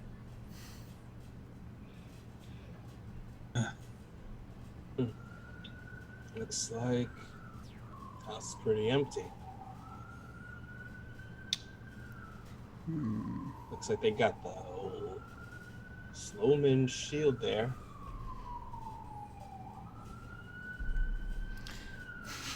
How They're already is coming. it? I can hear them. Yeah. So we did not set the light in the parents' We church. did not set the alarm. We did not. Can we walk around the house? Is it? You can definitely walk around. There's not a big fence. Again, the fence is just the size of the property. I'll hop a fence. Yeah, I'm gonna head over and just hop a fence. And yeah, no, it's well to do. The yard's slightly overgrown by this point. Though there is the Floridian style of home security there as well, as there are decorative Alligators? crowns of thorns Landmines? and other spiky plants underneath each window. If you want to break in, you're going to take some harm. At least it's not sharks with lasers on their heads. That's what I'm saying. Isabel tells Watcher to go break the gate open so she can come in because everyone left her. I think Fabian's still with I you. haven't said anything yet about going in. We left you with your I know. favorite person. Oh, okay. I'm trying to figure out new and exciting ways I can get inside. Oh God. Oh no. I actually am waiting to see what Isabel does with Watcher before I try anything, and then if that doesn't bring anything to fruition, then I will perhaps try something. Is it a simple, like, on the inside of the gate, like where it just lifts up like that? There's a bit more of a mechanism than simple. This is it's very modern, so there's probably some sort of electrical device that's all tied to. Can Watcher short it out? There can be attempt. I'm going to have you roll weird. Yay, weird. Yeah, Watcher just you see Watcher just go over and like take like a bite on some electrical wires, and then the thing just opens. She grabs Fabienne's hand and goes, "Come on," and starts to skip over towards the gate. Righto. I'll head up skipping. I'm just waiting for Izzy to like climb into a window or something, being the like between the two of us, I'd classify him as the brawn.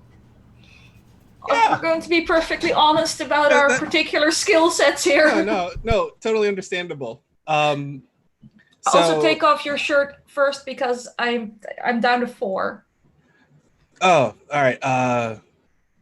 Hold on a second. And so what he does is he sees like these like thorns, and you see his eyes suddenly like go bright yellow, and his face comes a little bit more animalistic as claws shoot out from his hands, and he goes to just rip the thorns away from underneath the window.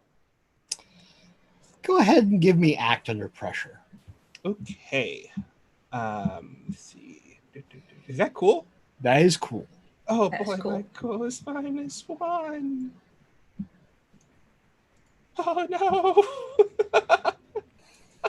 Make sure to mark that experience. I sure did. So we're gonna level up 3 times in one shot. You'd be surprised. So you go to rend these thorns asunder. As a resident Floridian and having fallen into these before because my grandma loved these things. Not only are they terribly sharp, they have deep, pernicious roots. And I am sorry to say you are mildly allergic. Oh gosh, no.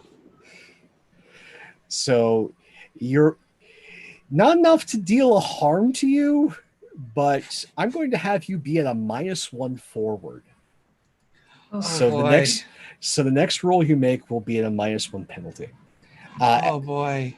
You do manage to uproot this, but you are not a happy camper. So you see him uproot this stuff, and when he shifts back to his human state, you see his eyes all red. He's like, I ripped up no.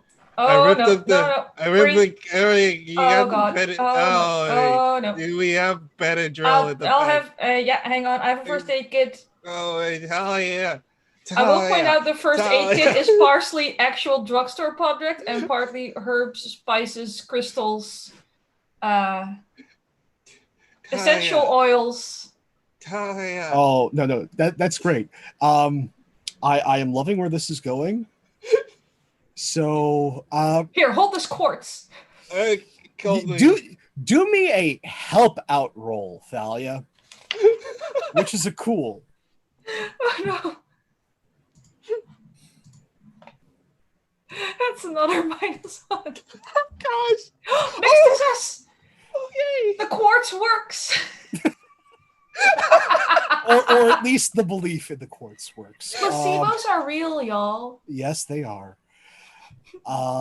So you minorly manage to aid and help alleviate some of It's either the Izzy's- quartz or the bottle of water I'm pouring on him. it's probably the water.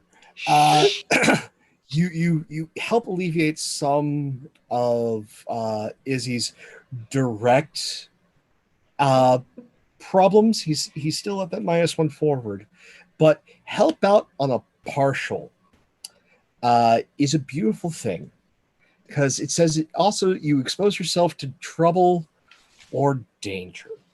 Oh no. Yep. I never said Talia was wise. She's just smart. So in that moment while you're paying attention to Izzy and you're so focused on helping your friend, the window opens of its own accord. And all of a sudden, the two of you are being pelted by law books. Ow. Ow. Ow. Ow. Stop. Stop it. Ah, ah. Ow. Isabel! Isabel, help Isabel! us. Come deal with this! Okay, so she tries to send Watcher over to help stop whatever's going on. Can she I see never respected anything? the law. Take it away. What I'm going to say that Fabian and Isabel like walk over to the side of the house, and they just see these hefty law books being hucked through this open window and just slamming into Izzy and Thalia with great and terrible accuracy. While Izzy is holding a quartz crystal and being doused in water without his shirt. Just to paint a complete picture. Oh yeah, and there's an uprooted crown of Yeah. thorns plant. It is just a recipe for someone to terribly fall into that horrific beast of a plant. It's like Fabian just walks over it. He just sees a shirtless man being poured water over by Ooh. Talia while ball Oh. books are being pelted with him. Oh So my goodness. I just looked those up. Those Oh, things that look looks nice. horrifying. Oh, that looks a bit nasty. That looks a bit nasty. He sort of is looking at, trying to see if he, just sort of squinting, knowing he can't see very well through these things, trying to see if he can see where the entity is. No, again, unfortunately, they don't give you X-ray vision through that house. No, not very well. Okay. We'll have to actually see the damn thing directly. So no, was Isabel gonna do a thing? Isabel can attempt to foil what is going on. If you're using Watcher, roll weird, please. Okay, I'll roll weird. While she's sending Watcher, Thalia is not above hiding behind Izzy. Okay. oh boy. Okay. This is getting Oh good. boy. Oh boy. Yay, experience! Yay, experience. I mean, we're also, can I just be the metagaming pigeon and point out we have full luck? You do. What? But I'm new to this system, so what does luck do? It allows you to automatically get essentially a 10 on a check. Typically, you want to use that ahead of time. Okay, I'm sorry, I'm not familiar. No, I didn't that's, know about it. That's fair. You can use it after, but it's usually good to use it ahead of time. But if you want to use luck here, you can, or you can get that tasty experience and see what happens. Okay, And a failure. I'm gonna allow the failure. Okay. Can I say Stuff. that Watcher? I don't know. Sorry. Go ahead. No, it's fair. No, Watcher goes to intervene. Isabel can see this, and to a lesser degree, Fabian, with your glasses, you're familiar Kind of. enough with the Watcher's aura. As Watcher goes over, all of a sudden, the window slams shut. And there's just this ephemeral pulse around the entire building. And what probably was Izzy's very familiar with but doesn't quite remember, Watcher is knocked through the fence and through a tree. It's just that these fences and trees don't crumple underneath its ephemeral weight. No, Watcher. All right, enough of this. I'm going to circle around, if I may. Sort of not into the bushes, but I'm going to try to circle around to the point as I'm holding the glasses and see if I can just barely, if at all, see any of the disturbance through the window. Just where I'm standing at the right angle. I'm pulling out my ritual dagger as I do so. I'm looking for a target. I'm Am going I to give still you being pelted? No. The pelting has stopped, but I will Okay. give you a choice in this, Fabian. You can either investigate a mystery or read a bad situation. Ooh. Let me look at the things because they're both delicious. This would be a great opportunity to read a bad situation. But let me just check. Let me check a thing real quick. Everything.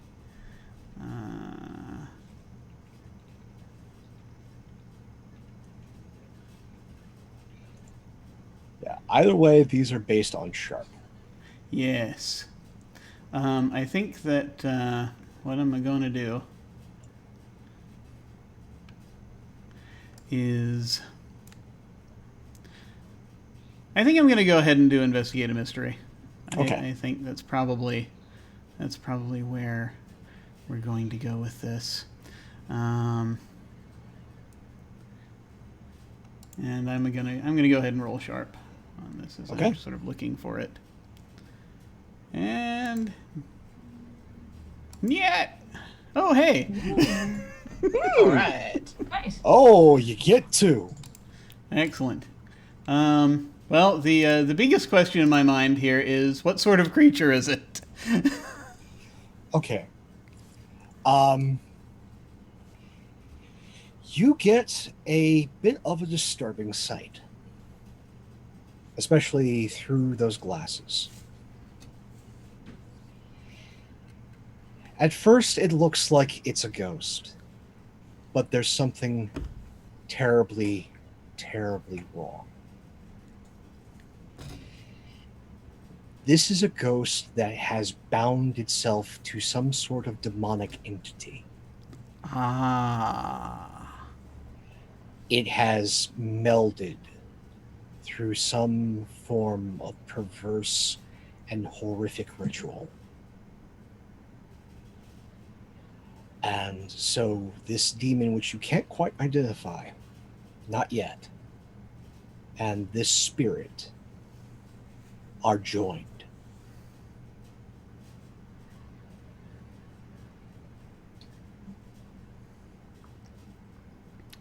All right. Okay.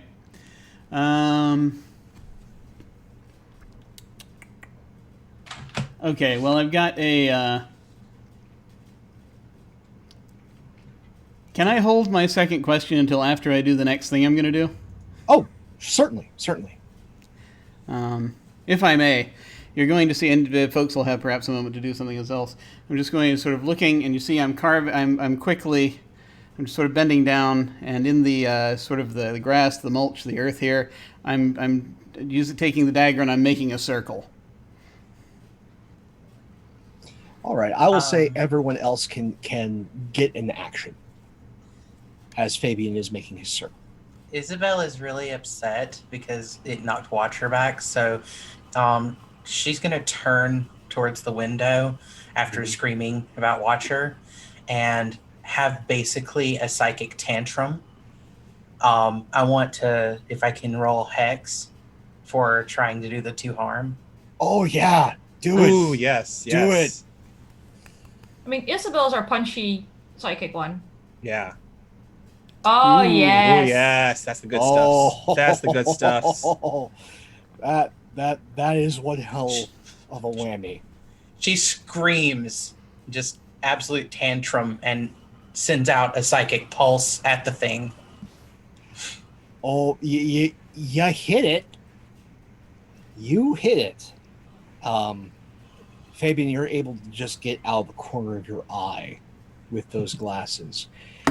This pulse of energy emanating from Isabel that just pierces through the ephemera, pierces through this almost shielding around the house, and somehow makes its way and connects with the entity. It doesn't hit nearly as hard as you would hope it would, but it definitely hit. And it's noticed, it's moving, and it's not happy. I see it's on. I see you're luring it out. Excellent. It's coming out? What? Yep. Where is it coming out from? Can I use luck to automatically succeed on read a bad situation? By all means, please. Because I There we really, go. really want to right now. Okay. So I hold 3.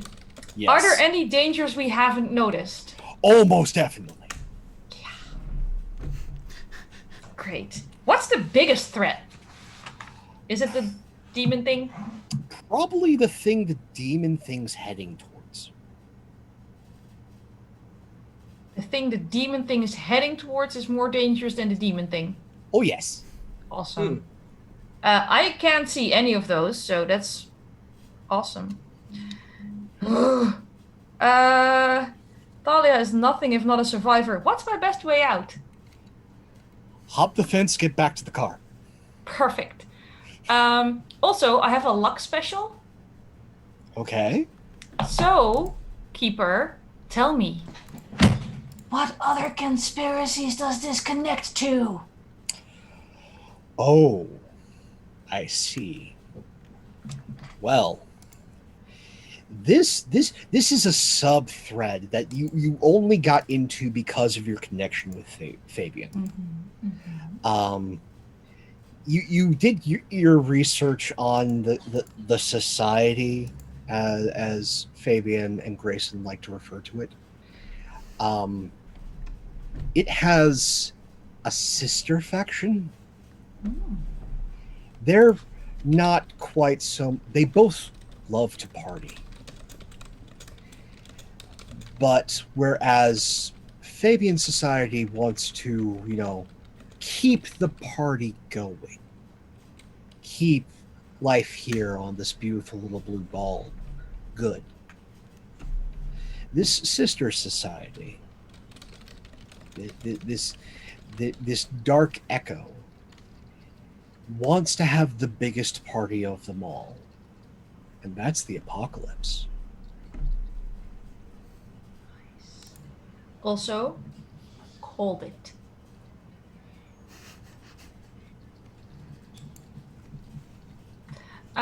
I think read a bad situation is the only thing I can do in a turn, right? Typically, Yeah. but I'd be you've happy gotten a to good yell idea. some of what I asked to, at least to Izzy, because I just want to put Izzy between me and whatever the entity is moving towards. Certainly, you know. you have a choice here. I'll give you a choice. You can either have the Izzy-sized shield between you and the entity, which puts you further away from the car, Oof. or you could be closer to the car. Izzy-sized shield. Further away from the car. Yeah. I'm also pretty sure my hunting rifle will do nothing here, so I'm just going for Izzy-sized shield. Okay. And I'll share Izzy. There's more than one thing. We're in serious problems. We may need to run. I can't see either any one of those things. I'm well aware. Just yeah. Okay. All right, got it. Great. Right. We need to run. We need to get. Also, Fabian's sister society wants to start the apocalypse. I told you so. This is not a moment. This is not a moment. Have I told you so? We're not having a told you so moment.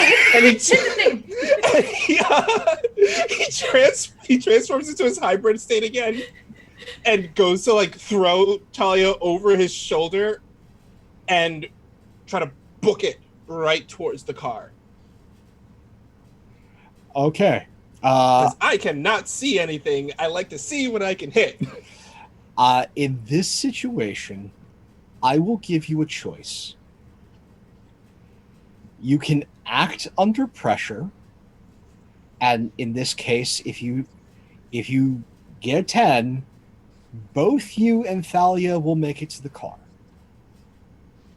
Or you can roll to protect someone, that being Thalia, and she will make it to the car. You probably won't.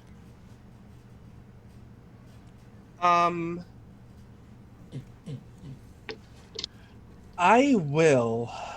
I would The like. conspiracy theorists save the world.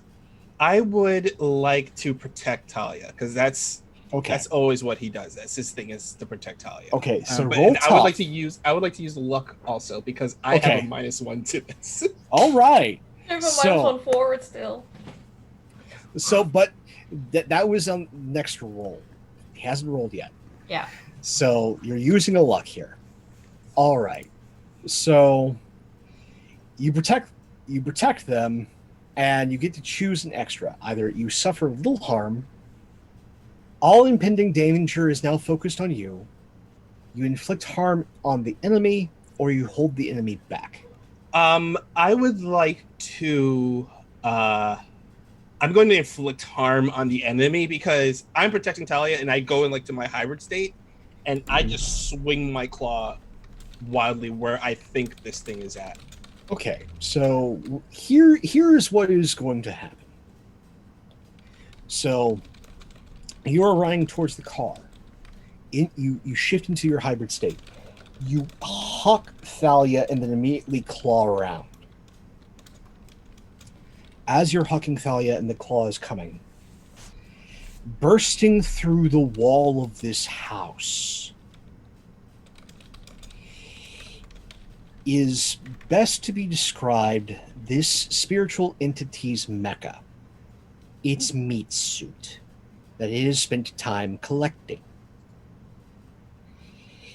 It is made definitely of people, but also other meat. It has probably what is best described as an alligator head for a hand. It has an entire feral hog for a leg. Oh dear. Oh boy. It is a conglomeration, a flesh golem of absolute horror that you manage to scratch. Oh boy. Okay. Scream! And just as Isabel screams, it's your turn, Isabel. Okay. Because is Watcher back yet? Watcher is quite quick. So yes. So he's not quite adjacent to you, but he's definitely in the same zone.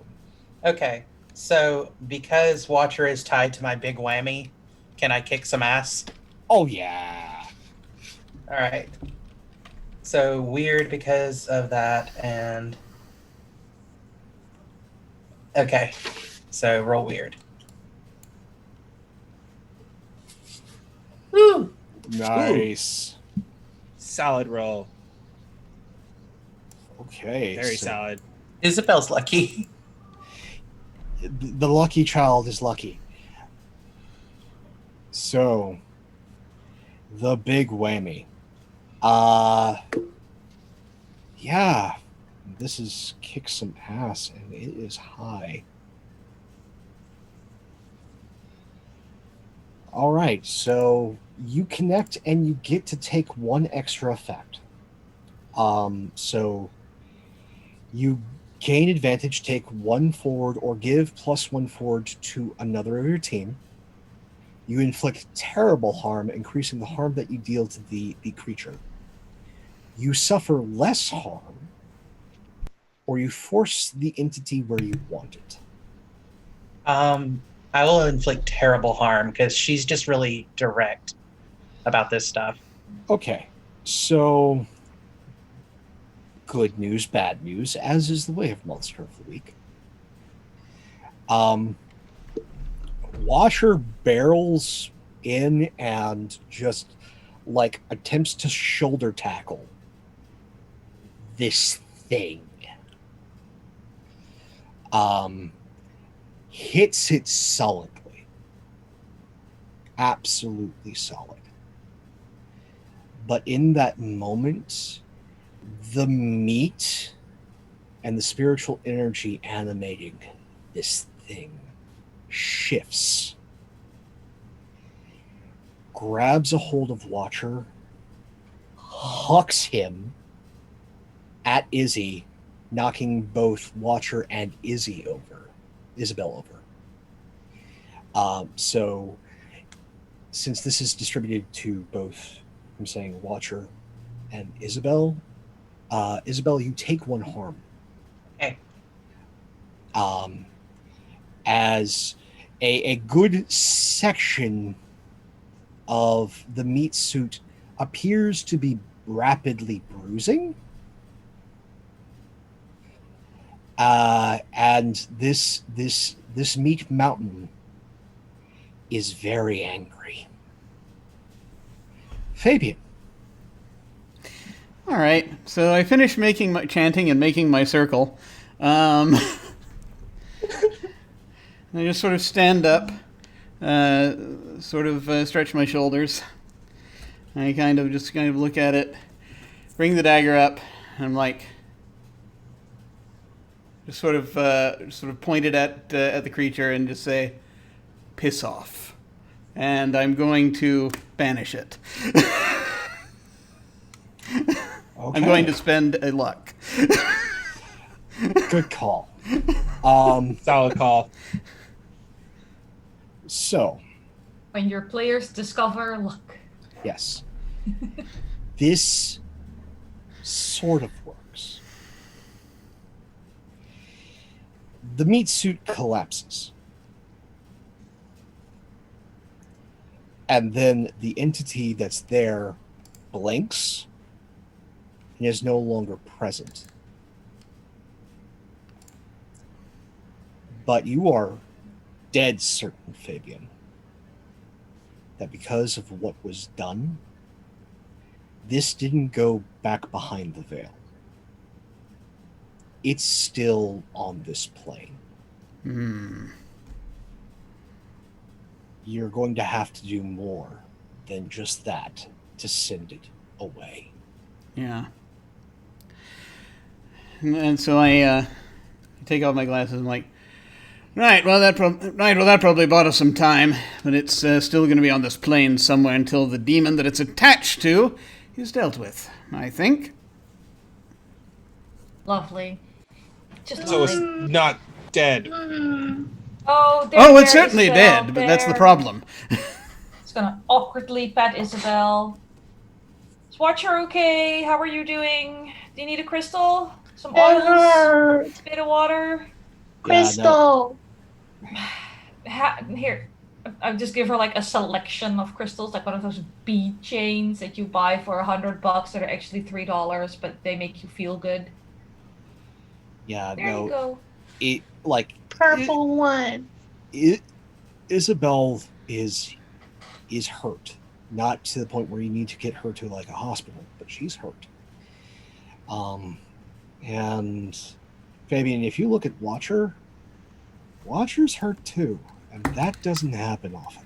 This isn't good. Listen, I'll look after these two, but if I would recommend having a little look-see while we've got access to the house before that thing comes back. Yeah, let's go take care of this now. And I'm already shifting back to my human state.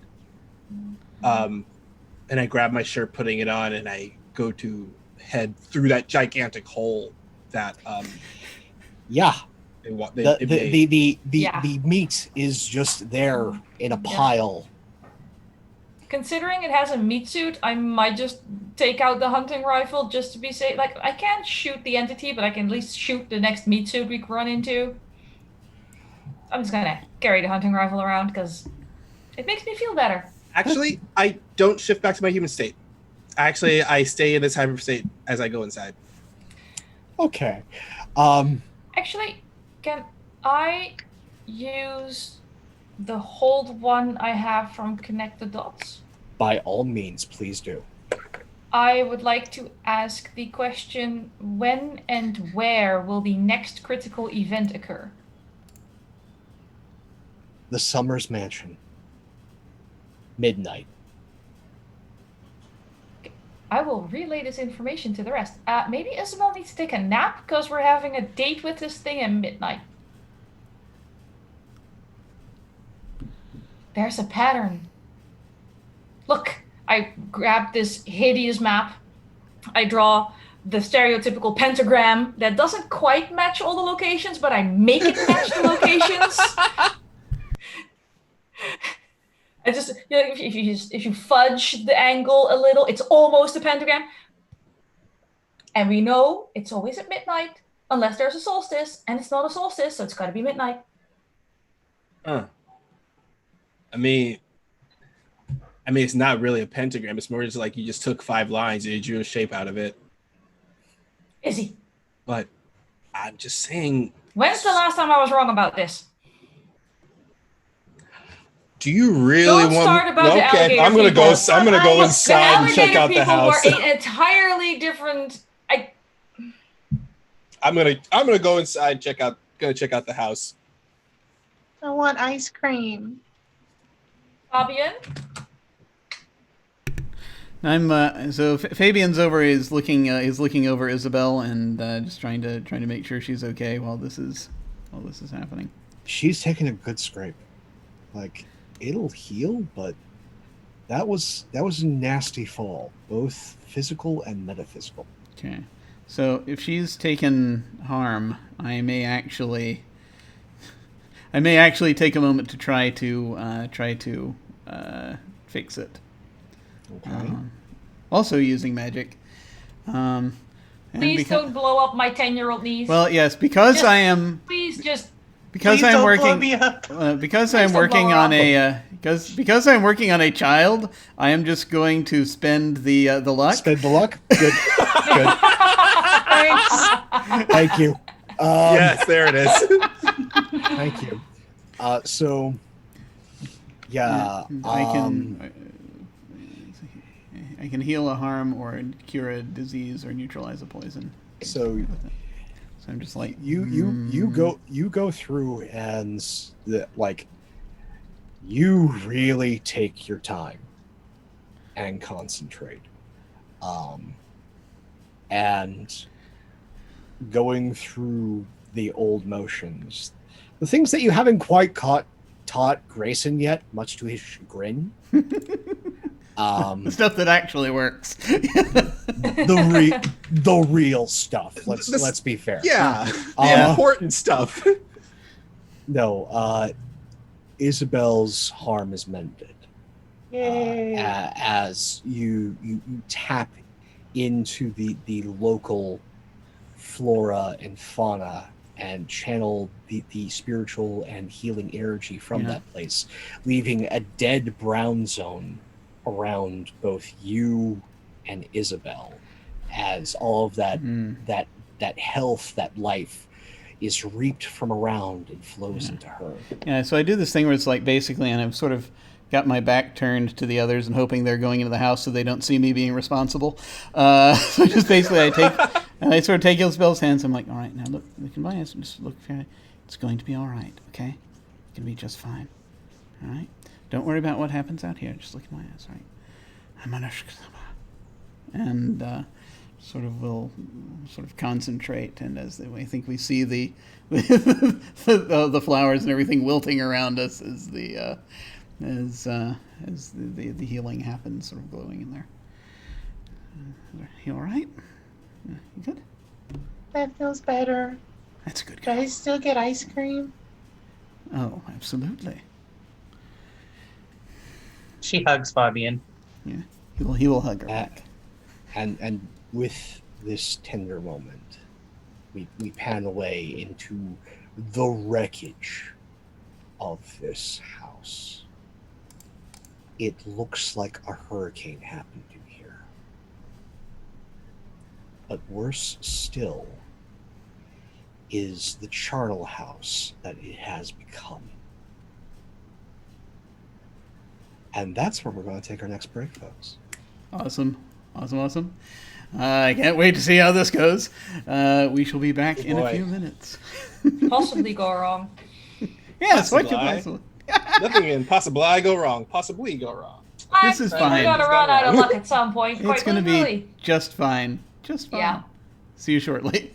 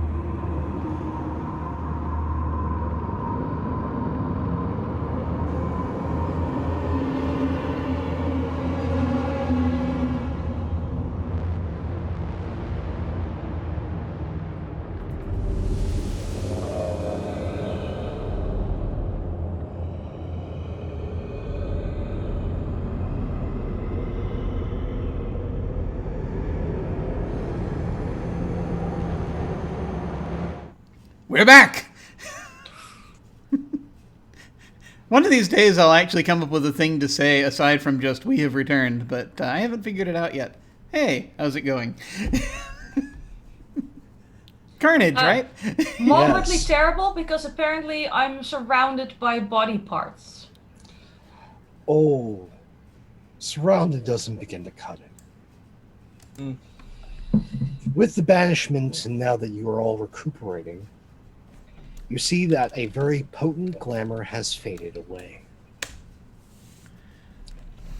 This house is not what it first appeared as. This place, it looks like almost every single mammalian and reptilian entity that existed in these woods has been dragged in here, split apart for whatever pieces are useful to assemble that monstrosity outside. The house itself, trashed. Like someone who had severe anger issues, ones that would keep them around from beyond the grave, was set loose. This place is bombed out, an apocalypse of its own. And you sit in its remnants.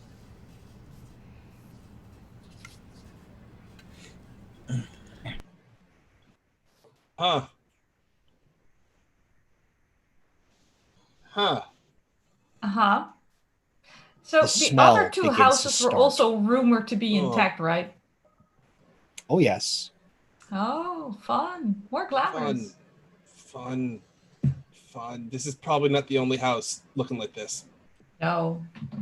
I mean, Oh, it's not gosh. as bad as a troll den, but it's pretty high up there.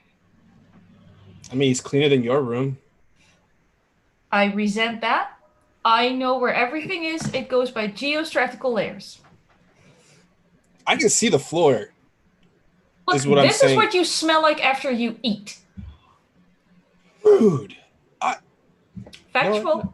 No, I'm not even going to argue this. I'm just going to go look for clues, is what I'm going to do. And I would like to investigate. By all And means, investigate a mystery. because also in my hybrid form, because I have the shapeshifter ability, I gain +1 forward to investigate a mystery when I'm using my alternate form superior senses. So this will offset your -1 forward. Exactly. So Now that you can means smell everything. this is terrible for him. Why would you do that?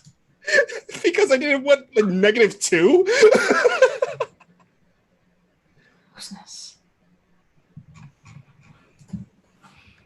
Well, go stick your nose in there.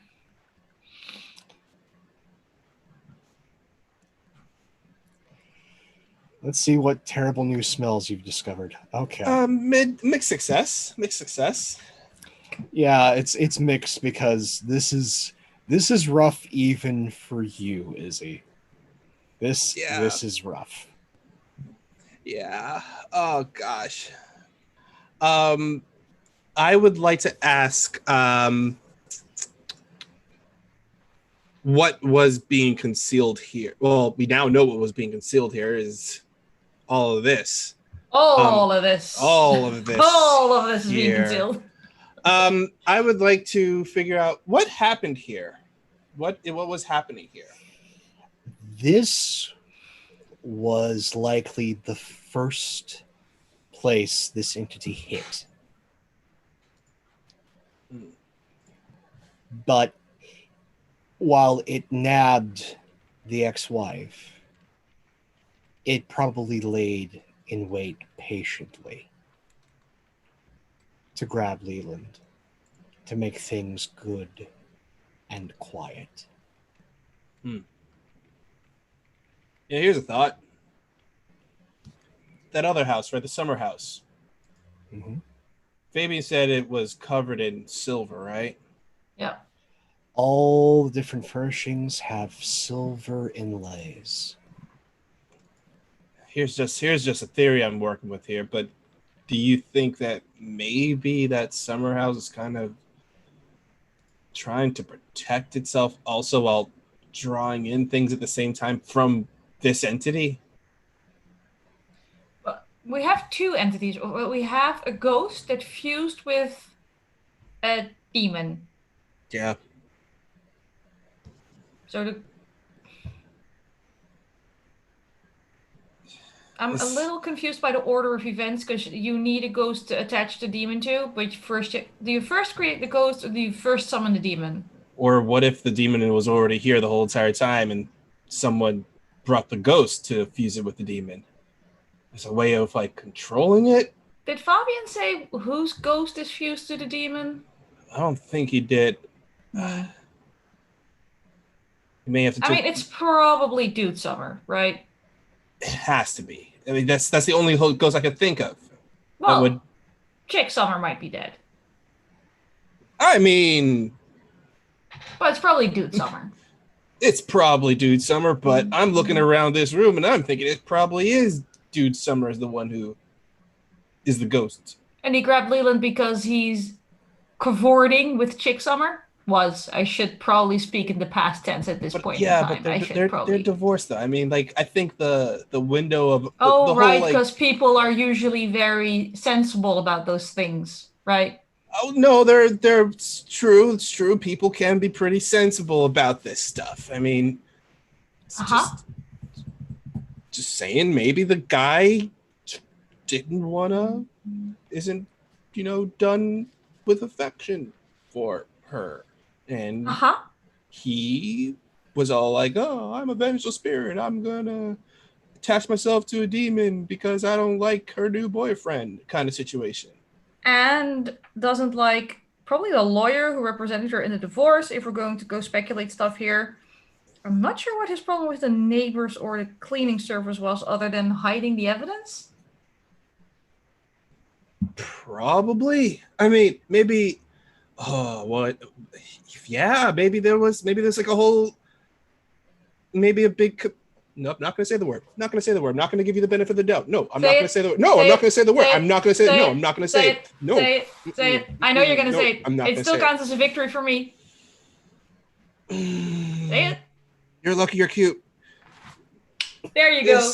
Maybe it's a giant conspiracy involving the fact that this guy got killed and they were trying to cover up his murder. The lawyer and everyone is involved with it, and he's a vengeful spirit. Oh my gosh, I hate you so much. Can I just go hug Izzy and welcome him to the right side? He like just gets hugged. He's just sitting there with the most grumpy face. Welcome. Let's just tell Fabian. Yeah. There's nothing else to find here, right? There has to be more here.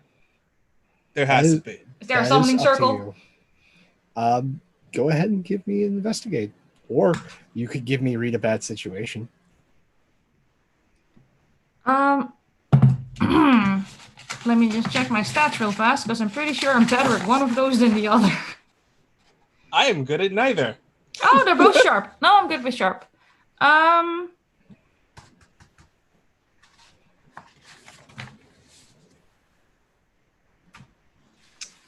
I'll read a bad situation. Okay. Hey, nice. Okay, you get to hold 3.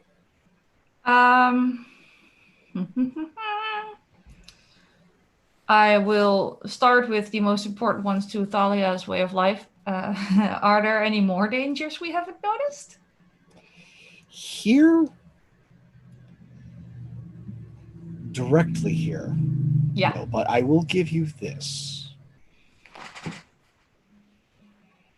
In everything that you guys have speculated and the evidence here, this is probably not the only meat suit.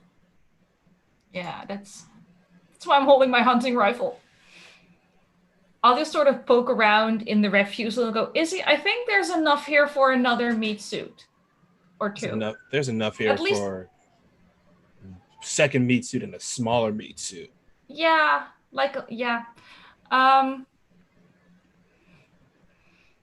this might be a waste of a question because they might already all be dead, but what is the best way to protect the victims? stop this thing from coming back. Dismiss it. Yeah. Yeah. Figures.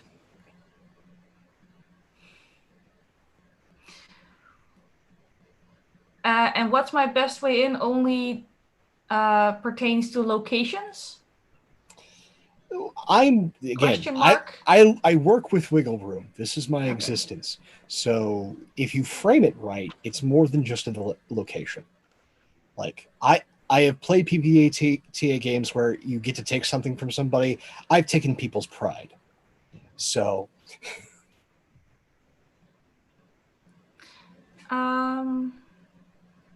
No, actually, I am going to go for a location. What's our best way into the summer residence? given what things that From what you I've seen here, like rich people houses extrapolation. from seeing here and what you have experienced and what has been discussed so far, it is likely that the summer's residence will probably have some form of electronic security, but that security doesn't get tripped when the entity or something like it, magic, gets used to bypass its security. Okay. Oh, good thing we have some practitioners with us. With that, I will merrily skip out and go, Fabian! Ask Izzy what happened. Ask Izzy what happened. Izzy! So- Izzy! so after I I'm haven't come outside yet. I haven't come outside yet. I'm still stewing And, inside. I'm just sort of I'm still looking in the direction of Isabel as we've been finishing up, and I'm sort of straightening my vest and just sort of standing up and like, and back to the usual. Fabian! And I turn around. Izzy said it's a conspiracy. Mhm. I got him to say it. But you actually said it. Yeah, I said it. Not just a conspiracy, a great big conspiracy. I didn't say it was a great big conspiracy. You I just said did. it was a I heard you. conspiracy. I didn't know. I didn't say it was a great big conspiracy. I said it was a conspiracy. It's different. Grayson just sighs and takes out $100 bill and holds it towards Fabian. Thank you. Grayson, Told ye you. of little faith. No, I had so much faith. It was misplaced as usual. I'm disappointed in you. I thought you thought better of me. I'm hurt. Grayson, hurt. Yeah. Let's just look at the No, facts I'm- here. All right, look, we think what is happening is that this guy got killed and his vengeful spirit is going after all the people that was involved in his death. Well, the thing is, really, what does the demon want? Because I have a feeling that it's, Carnage? Man. well, yep. Flesh It's going to be suit? flavored always in that direction, I would think. So what did you, what did you find? At least enough to suggest there will be another meat suit. And something that suggests much destruction. The house was covered in a glamour before. I don't know if you're noticed that. But the glamour's gone and the house is mainly Yeah. destroyed. And I've smelled sewage that smelled better. Did you? Well, in the aftermath of this, did you say what it in full what had come to you about the other cult? I think I only yelled it to Izzy. Okay, So all right. not to you. Okay, just checking. Because I know you know more than you're letting on. Just checking. I have my eye on you. Just seeing how much I should just wanting to see what oh shit level I need to be at right now. Okay, but No, we're fine. We're fine. As far as you're aware, we're fine. does the Pope does this carnage or anything, does this ring any bells? Anything that we're aware of? Go ahead and give me an act under pressure. All right. Oh, that's cool, isn't it? Yeah. This is gonna go so well. Here we go. Wait a minute. Hold on. I still have a question left. Use it. I still have a question left. From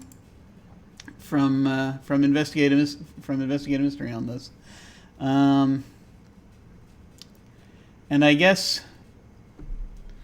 So I need to choose between either where did it go or what was it going to do, because I think that's really the something that can help crack this open. You who have been in the house, which of these would you recommend I choose? So I asked what did I say again? I asked what happened here, and what came from it was that they learned that this was one of the first targets. Okay, so I guess I feel as though where did it go is probably going to be. Yeah. I know that I do remember that Thalia kind of got the impression that there's going to be the next big thing is going to be over at the Yeah, but summer there might house. be a stop in between. Yeah. It could be. All right, so I'll go ahead and hit where did it go then. And this is when their memory triggers.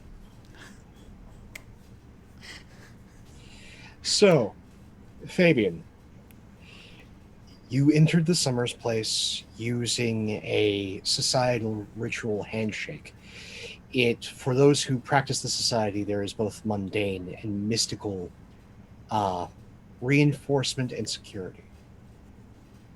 You, through this ritual, were able to open the door to the Summers mansion. Walked in, everything was perfectly clean. Wasn't no glamours, nothing. Pristine, lovely. Walking around the place, like, there's only one thing that was off before everything went wrong. It was hot. Incredibly hot in that house.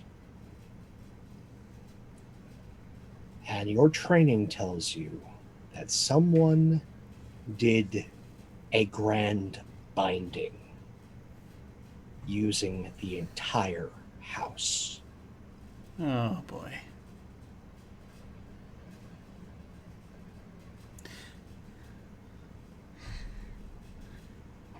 May I just ask for clarification? Because to Jim, grand binding could mean one of two things.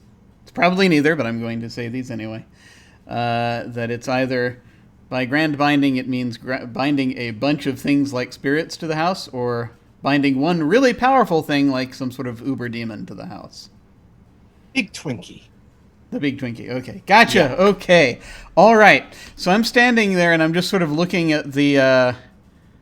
I'm just looking over everything and I'm just sort of looking at it and I'm just sort of like... Oh. What? Oh dear.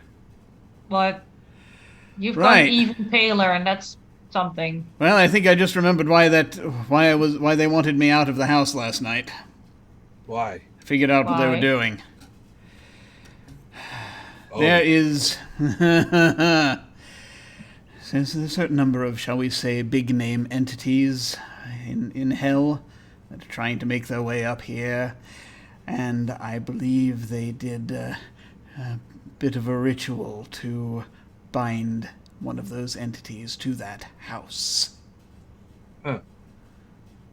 Why would you say that? It was notice how it's the temperature's been rather up today. Yeah. Yeah. Yeah, it was like that Horrible. in that house first. See, that's the thing. Sometimes entities are so big that when you try to bring them out of hell, that they bring pieces of hell with it. Hold on a second. He runs back into the house and he sniffs the blood on the floor. Is it the same smell of those meat suits? They have the same smell of the blood that was around him when he woke up. Very similar. And this triggers another memory. So, You were in the hotel. You felt like unease, like you were being watched. You went out for a walk near the hotel. It's by a lake. It's very lovely. Big lake. And you got into what is best described as a swamp fight that lasted hours with a meat suit. That knocked you all the way to the edge of town, but for some reason, as you were knocked through the city border, it stopped.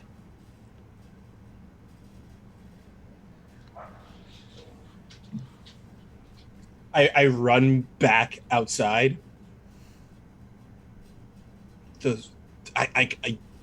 Fabian's right. Fabian's right. Because, okay, so I just remembered something.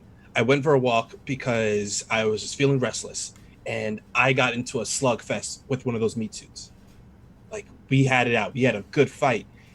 But as soon as our fight took us towards the edge of town, it stopped and didn't chase after me. Like, it could only go that far. Okay, Oh. so if we're fighting this thing and we're losing, we skip town, is what I'm hearing. Well, that, and I just realized you're right again, Thalia. If we skip town, this town will no longer exist, and quite possibly things outside of it. If I'm sorry, can we just bask in Izzy telling me I'm I'm right not, again? just don't bask in it. Fabian, I want my It's too late, ice I'm already cream. That's no, Isabella's right. If we don't say the town, we don't get ice cream. All yes, right. that at the very least is worth it. Well, I have a call to make. This town is being used. This town is being used as some sort of summoning circle or a binding circle. But the point is, we gotta stop them. So, So, Fabian, Fabian, you were about to make a phone call? Yeah. big red phone. I am going to be. I'm going to be heading for the. I'm heading for the Rolls Royce. Okay. And while I'm doing this, and this is. There may not be a person to pick up. I may just be leaving a message. We'll have to see. But I'm going to say, if I may, that since given who the Summers were and who they were affiliated with, and as far as that they were affiliated with us, and given that they're trying to do this, is there any chance that I might realize that this is possibly like like one of our offshoots playing silly buggers again, trying to destroy the world, that kind of thing? I'll tell you what. You spend a luck. There'll be someone on the end of that phone call. No, this is basically. Yeah, so what I'm going to call in is the thing that you tell. This is the thing that you tell people, in our club, when someone has jumped the line, basically, and done something that there's no coming back from. So you make a call. Do you call the local lodge or do you call leadership? I'm going to. Well, let's see. I'll spend the luck, and I'm going to call leadership because I think this is one of those red phone times. Okay. And I'm going to see if they're there. So you call, and Alfred Hawksmore, the head of your order, picks up the phone. Yes, Fabian? Trouble? Alfred, we've got a code Crimson in Florida. Do you need reinforcements? We're going to need everything possible because I do believe they're trying to turn this place into hell. Fabian, ask if it's your sister society that wants to bring about the apocalypse. I think it might be them. I'm going to roll the window roll the window up, lock the doors. Ask him. We haven't got any offshoots playing playing Apocalypse Bingo today, have we? There's a possibility. Apparently, Corbin went off the reservation with the rest of the Summers family. Again, he never played well with others. But if he's... This makes sense. This arrives on your car's window. I told you so. There are, some of the old guard that dabbled in things that we don't approve of that were recently expunged. I wouldn't be surprised if one of their friends tried something desperate. Well, they've bound the entity to Corbin's house. And it's raising the temperature all around in this city. All right. Well, unfortunately, I can't mobilize things quick enough to get there in the witching hour. But I can get you a containment crew for sunrise. That's if things don't escalate. Yeah, well, I'm afraid that we shall. We're going to go in there, but you maybe need to be prepared to, shall we say, as far as this city at the very least is concerned, should we be able to contain things, or the party may be over. Is it your usuals that are hanging on around you right now? Oh, quite, yes. They've been most entertaining. All right, well, I'll see what I can do from my end. Take care, Fabian. Very good, Alfred. Always good to chat. And I will give each of you +1 forward. Yay! Also, Isabel, you notice right around this time, as you're really wanting sweets, that the pallid calls over both Izzy and Fabian have finally faded away. Was she left outside the car while he made that phone call? Yeah, he left everyone outside. This was cult business, so he left everyone outside of the car while he made the phone call. Though I think Grayson, seeing you that upset, is just doing that looming, I'm not quite a parent, I'm like a parent's friend, and I need to care for this wee one, but I don't want to. She is being kind of whiny right now. Thalia had recognized one of her mood swings.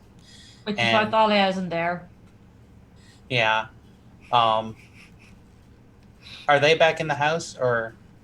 I've pulled Izzy away a little bit, and I'm explaining to him how you build a proper conspiracy board now that he's one of us. Then she is totally just, not paying attention. Then she is just standing there complaining to Grayson about wanting ice cream. Exactly. And she's very much having a mood swing right now and is feeling whiny. So she's being that bratty little 10-year-old who wants some ice cream right now. Thalia just sort of went, oh god, Isabel got hurt. This is going to take forever. I'm just going to put her with these people, and I'm going to back away slowly. Poor Grayson. All Grayson has is a Werther's original to offer Isabel. I mean, I don't know why you're hating. Those things are tasty as hell. I mean, It's all he's got. Isabel doesn't like old people candy. Oh, So- judgmental. I'm going to do like a random... I have a fate die on mine. Oh, I got a negative. Yeah. She kind of knocks it out of his hand and gets grumpy. He just does that slow head nod, doesn't even pick up the candy, and goes, "Boss, can Ice cream. can we get going?" And just sort of maybe she'll roll down the window. Yes, I think we'd better. All right, I Are think they I saw a sending twisted people- treat.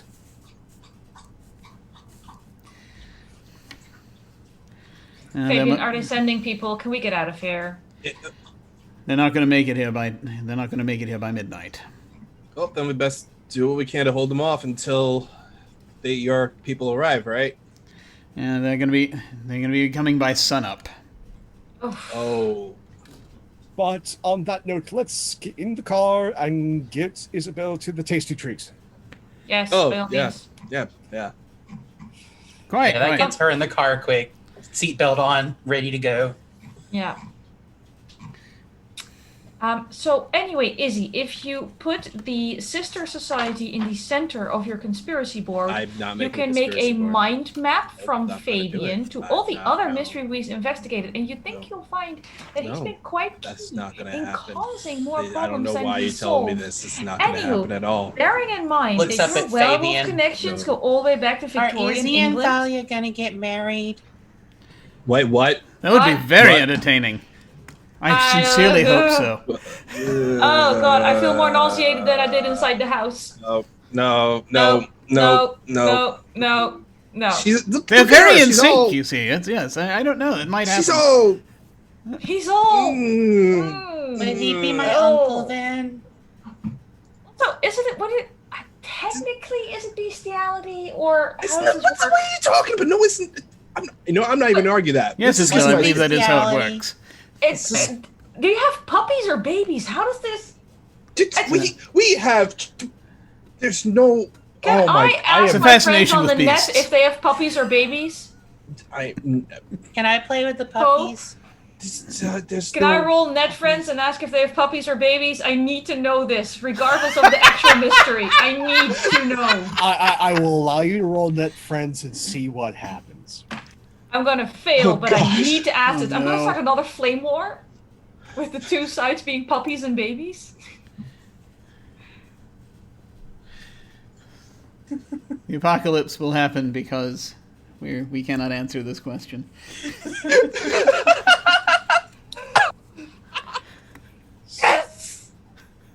Okay. Yes! Okay. This is my oh worst my roll, and you gosh. must tell me.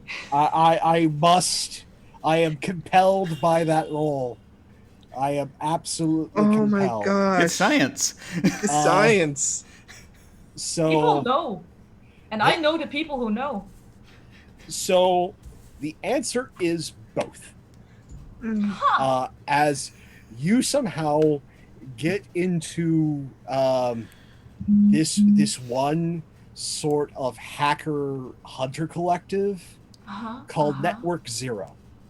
Huh. They're all about collecting proof that the supernatural exists.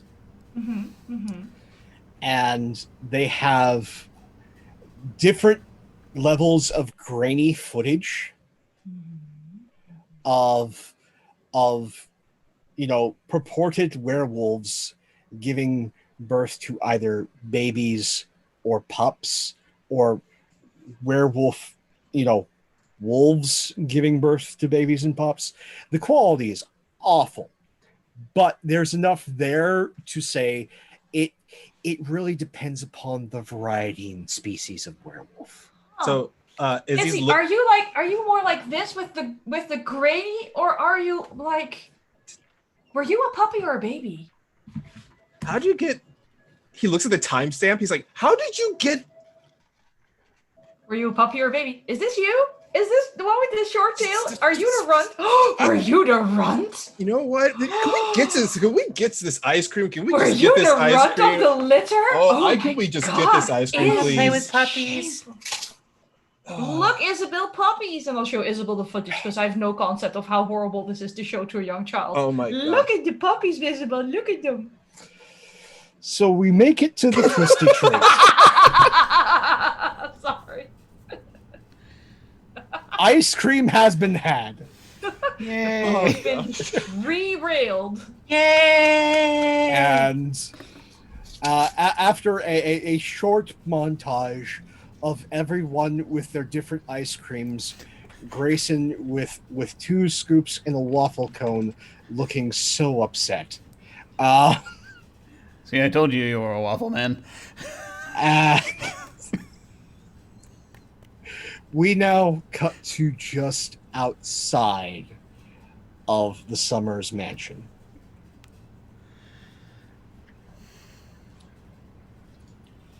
I don't like it. You I have. like it. I will say all of you have had a good 4-hour nap. Hey, does that include Watcher? Is he full health as well? Watcher's sore, but he's managed to heal up. But yeah, it is now about 9 p.m. Okay. You are fairly So- certain that whatever absolutely cataclysmic, terrible thing will happen will be around midnight. You have some time. What do you all do? I'm going to go to Fabian and Isabel and go, so what we learned is that we need magic to get into this house. So we'll wait here. I can't go inside this house at all. Well, I could, but I will not like it. I mean, we're gonna need you in there at some point. I know. So, yes, there are a few. There are a couple different ways we can get in. It's not necessarily an issue. Now, I do want to ask, actually, Pope, one thing real quick that just is to clarify. When you said that I did a handshake to get in, what was that? A physical handshake with a person, or was there? No, it's been a physical handshake to unlocking ritual. Think of it as sort of one of the secret performative sort of hand rituals that you and your secret society do. Well, I know the ritual to that was able, as of last night, to open this place. Now, there's a chance that they may have done something since, so we'll have to watch for that. But I can give it a try. If not, we may have to brute force it, which is also doable. But once we get in there, we've got to stop whatever it is they're doing. They're going to know probably very quickly once we're inside, I am guessing. Unless we're very lucky. All right, well, if you know what to do to get in there. You managed last night, apparently, somehow. Surely you can do it again. I mean, maybe it's kind of like, that time, me and Dahlia went to, like, that one resort where they stamped our hands and we just, like, put our stamps against each other on the hands saying, hey, if we rub the stamps against each other so they'll know we can get back in. Mm-hmm. Well, only one way to find out. So Give me use magic. Talia's a little But you have upset by the plus thought one of forward. Fabian's That's right. metaphysical form having to rub against hers for this thing to work, but... So, going to rub my metaphysical stamp, Yeah. my metaphysical ink stamp on everyone, and we're gonna roll weird, and we're gonna see what happens. Yeah. Here goes nothing. I have plus one forward, and okay, 9. Okay, so here's what happens. Since it's magical, can I help out? I will allow you to attempt to help someone. And I had a plus one forward. Forward. Yes, you did. Oh, Oh, No go. okie dokie. Mark that experience, though. Yeah. Or eating ice cream. So here's how this goes. oh no! It's going to fall back on I'm her too. sorry. Well, no, it's just that you get in, when you help out with someone, you get entangled with the situation. That's the thing. Yeah. Uh-huh. Go ahead. No. This. Sorry. Good news. The door opens. So does every other door, window, cabinet, everything opens violently. This happening simultaneously makes a sound. A really loud sound.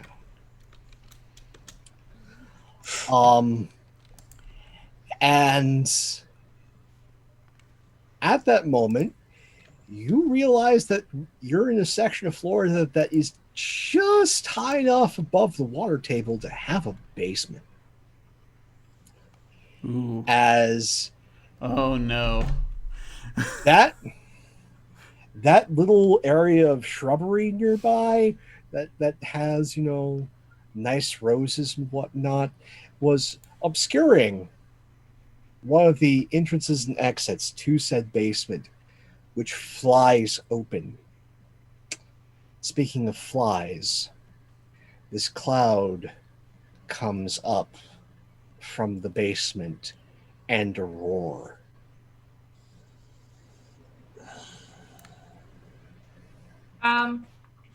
Not what we asked for, guys. Me Just is- not at all. I mean, it's kind of a 50-50 when you think about it. Well, it's open. I'm pretty And- sure we need to stop asking Fabian to do these things. They're gonna blame it on him. Right, next time a meat 100% monster's attacking you, blame ask this on someone Fabian. else. And, Isabel can do no wrong. and No! like some blood-soaked abomination Kool-Aid man leaps up from the basement in just one leap. Honestly, that's not a combination of words I was expecting to hear today. A torso made of multiple torsos. A conglomeration of legs for a leg. A malfeasance of deer parts to make another. This horrific thing that has a what appears to be 3 separate boar's heads that have been melded together to form one mega head bellows out at you with a cacophony of sounds and squelches that will haunt your nightmares. Oh yeah. Ew. This thing is coming for you. It's coming right for us. I mean, not for nothing. I am kind of impressed that whoever did this. I mean, it's gross. It's really gross, but I'm kind of impressed at the same time. He says as he transforms into his hybrid form. Hides behind Fabian. Yep. So, which one of you would like to go first? I am just gonna. He is full hybrid form, and you know what? No, he doesn't go full hybrid form. He just goes full gigantic wolf form. Oof. And he just lunges at this thing. And because I have unholy strength, instead of rolling weird, I get to roll tough. I get to roll weird instead of tough when I kick some ass. Go for it.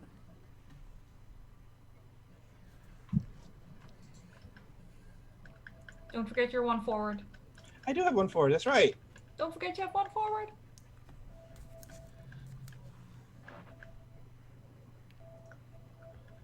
Okay. 1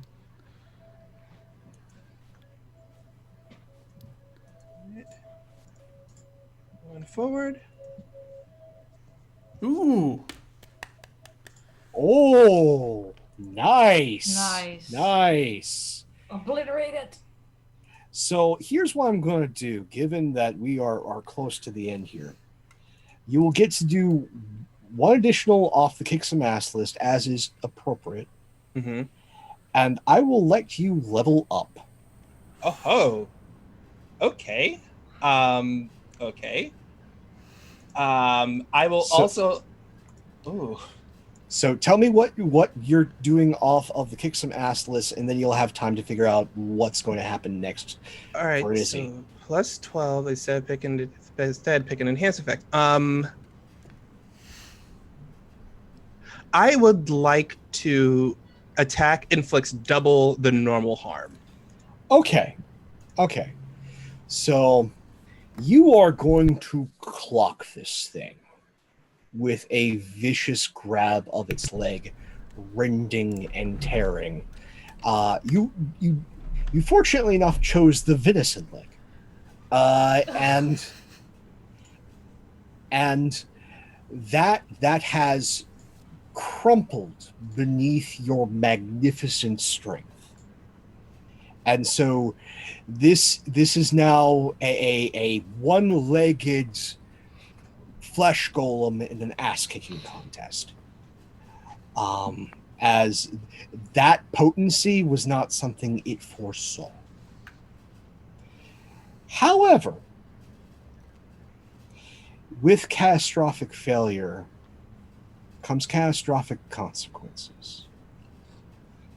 As this thing seemingly was under pressure, and scalding hot ichor just like coats Izzy, doing 2 harm. Ouch. You can literally see Izzy steaming as this vicious attack and expulsion of fluids happens. Oof. Okay. All right. Next. Can I read a bad situation? Please. And I have a 1 forward. Yes, you do. Because was I supposed to waste those on the werewolf puppies? No, I will say you did not waste those on the werewolf puppies because of the joy that it brought to my twisted heart. Ooh, mixed success.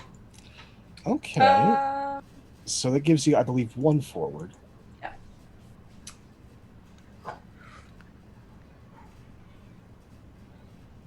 So you get to ask one. I'm going with my tried and true. Are there any dangers we haven't noticed?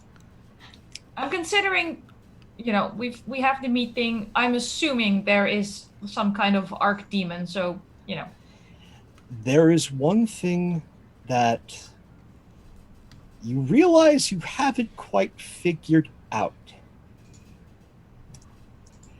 What's this thing's weakness that you need to exploit to send this thing away for good? I was kind of assuming Fabian knew that, but that might have been a flaw in my reasoning. You're just realizing that. I should have checked with Fabian if he actually knows how to banish this thing. Fabian! Yes!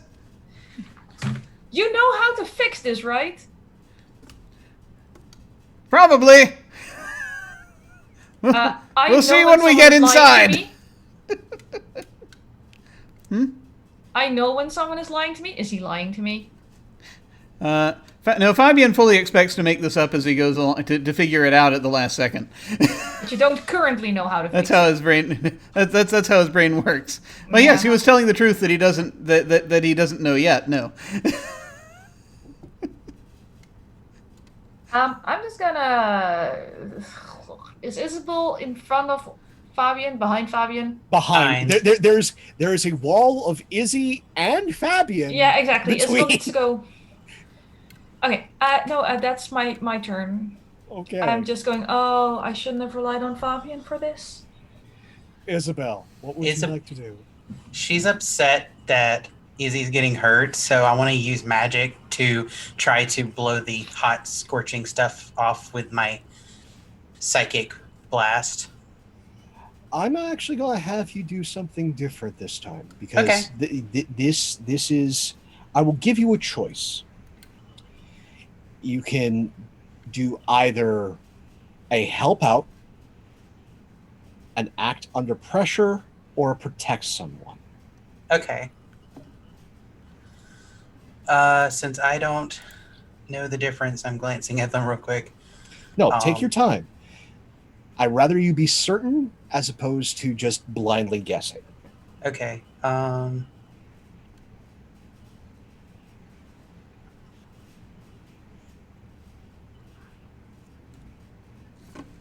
Okay.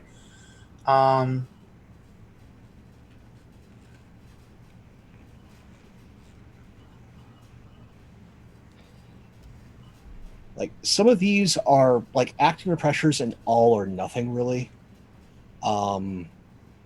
Help out will definitely help Izzy, and protect someone has a significant chance of helping Izzy, but it also has a chance of harming you.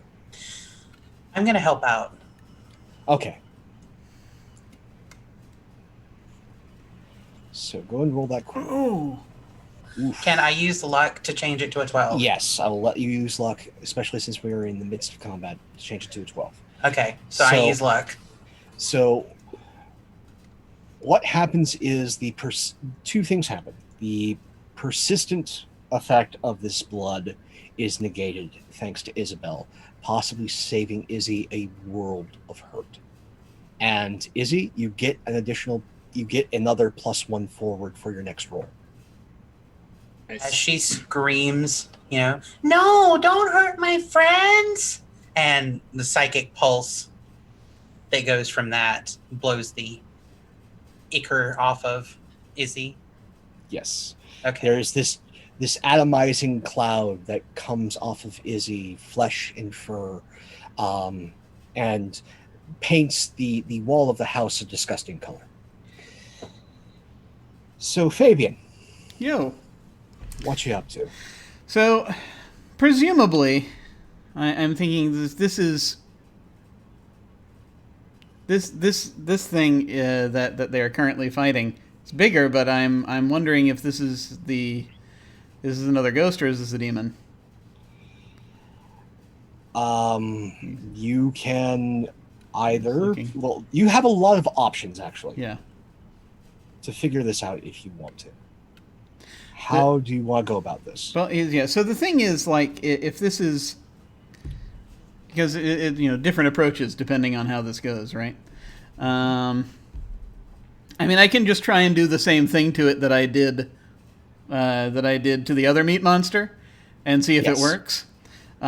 Which is probably in my head going to be the most expedient thing here, and perhaps it'll do something. So I think I'm going to try to banish this one. Okay. And at the very least, I know it can't leave the plane if it's tied to the demon. If it is the demon, then I know that there's probably something else we need to do.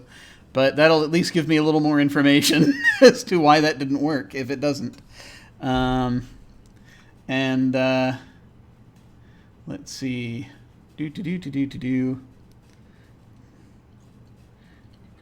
Where am I? Sorry, I just got to pull this up again real quick. Okay. I have a certain amount of luck left, and it's not a huge amount. Getting closer to doom. But I feel as though this would be another thing to use to use luck on. If it means getting closer to what we finally need to do here. So So you use the luck? Yeah. I'm going to go ahead. I'm going to use the luck again. I'm just basically... No! Bad meat monster! And this thing falls like a ton of bricks, but because of proximity to the house, you hear this unholy wail, this infernal wind expelled from this meat suit,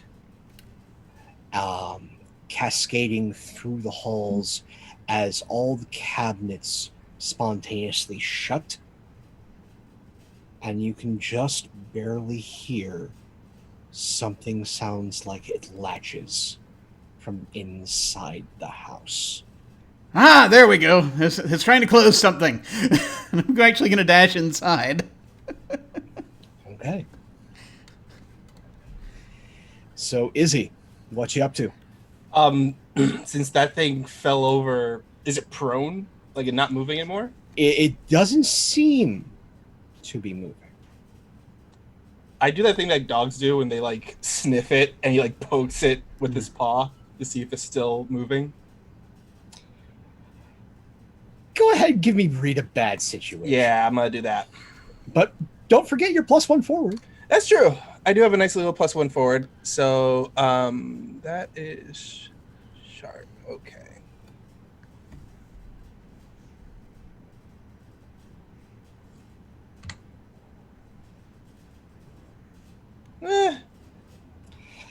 Not so good. Nope. So read a bad situation. All right. Good news is you just don't know. You are dead certain that this thing will not reanimate. I do the little dog snort at it, and I follow Izzy into the house. I follow Fabian into the house. Okay. Thalia, what you up to? Silently cursing myself for a rather flagrant oversight in my Demon King flesh suit banishing preparations. I know better. I've been around Fabian. What was I thinking? I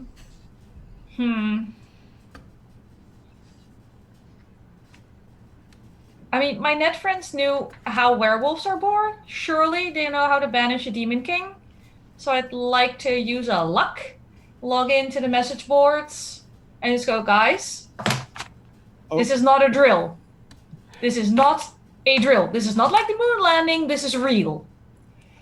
Okay, so you burn that luck. A lot of your replies you can immediately tell are garbage. Then you get this one handle that makes you uncomfortable by how plain it is. Never trust someone named Bob. No, John Martin. Oof. Who just goes and gives you a translation from a number of 15th century texts of how to do an unbinding and dismissal. Like almost everybody in your chat is going, this can't be real. Yeah, no, copy, paste, document, memorize. Like I said. Okay. So you've got I read this, something. I memorize this, and then go, fuck, I can't do magic. Isabel! Homework! Here, learn this. Okay, Isabel, what you doing? Is the cellar door still open? Oh, yeah. Yeah. She took a few steps forward and peeked in there because she's angry. You see that down here, the shadows are darker than they should be. There's swirling vortices of energy tied around every post. This place is a hotbed of psychic and magical forces. She takes a few steps haltingly backward as Watcher pulls her away from that. And then here's Talia and turns to look at her. And she's going to look at what she's showing her. But please tell me this makes sense to you. Please tell me this makes sense to you. For Isabel, this might as well be a German fan sub of some anime. It's real. But Watcher seems to understand what this is. And is points at it, and then Thalia, you can feel your tablet, whatever it is that you're using to show Izzy, is shaking and is trying to pull you inside the house. Oh crap. Watcher wants us to go inside. Yeah, that's a thing. Travel as a group. Let's not repeat the ice cave incident. So we're going to cut from the outside as Izzy in wolf form. Isabel, Thalia, and the ghostly Watcher are all heading inside at once, with Fabian 10 steps ahead. You know, Izzy, looking at you like this, I wouldn't have guessed you were the runt of the litter at all. So He Fabian, snorts at Talia. Fabian, what are you doing? That's a great question. So, inside, right? Yeah, you're inside. I want to... Okay, ideally, what I would like to do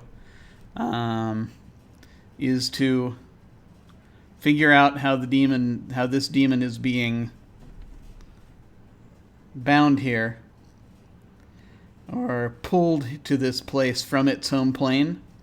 Mm-hmm. And I want to, and seeing, there's no way in hell we're going to redecorate in the amount of time it would be necessary, getting rid of the silver or what have you. So I'd rather instead use the silver against it and figure out a way to invert that and send it back. Okay. You've got a number of options there, Fabian.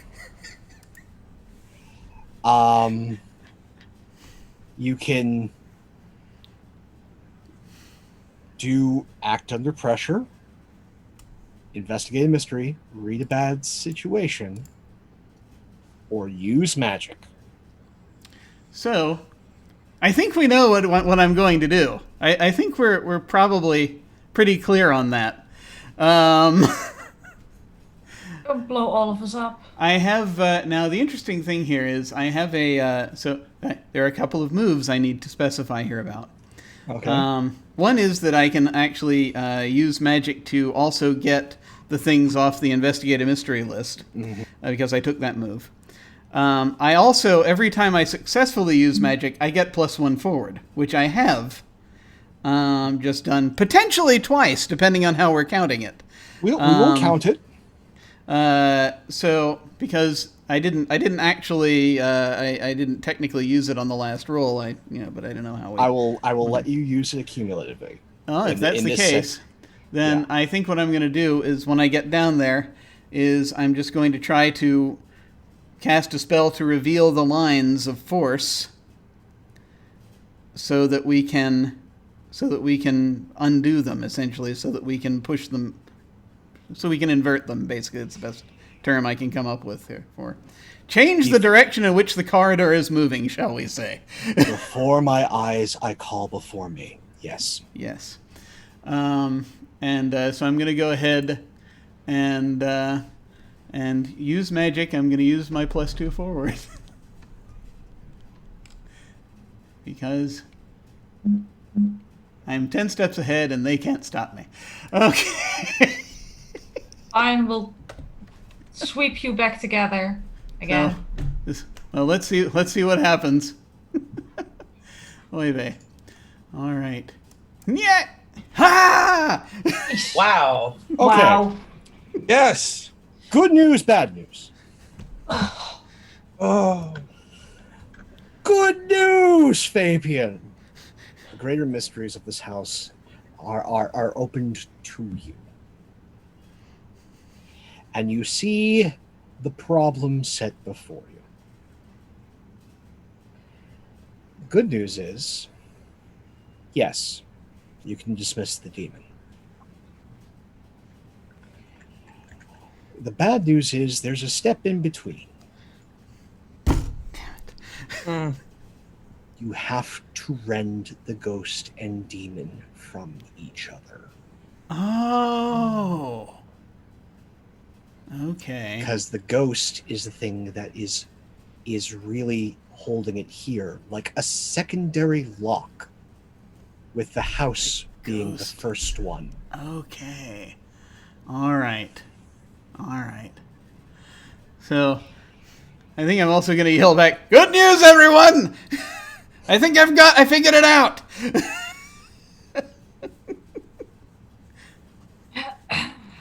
We got to separate it from the ghost before it'll go back.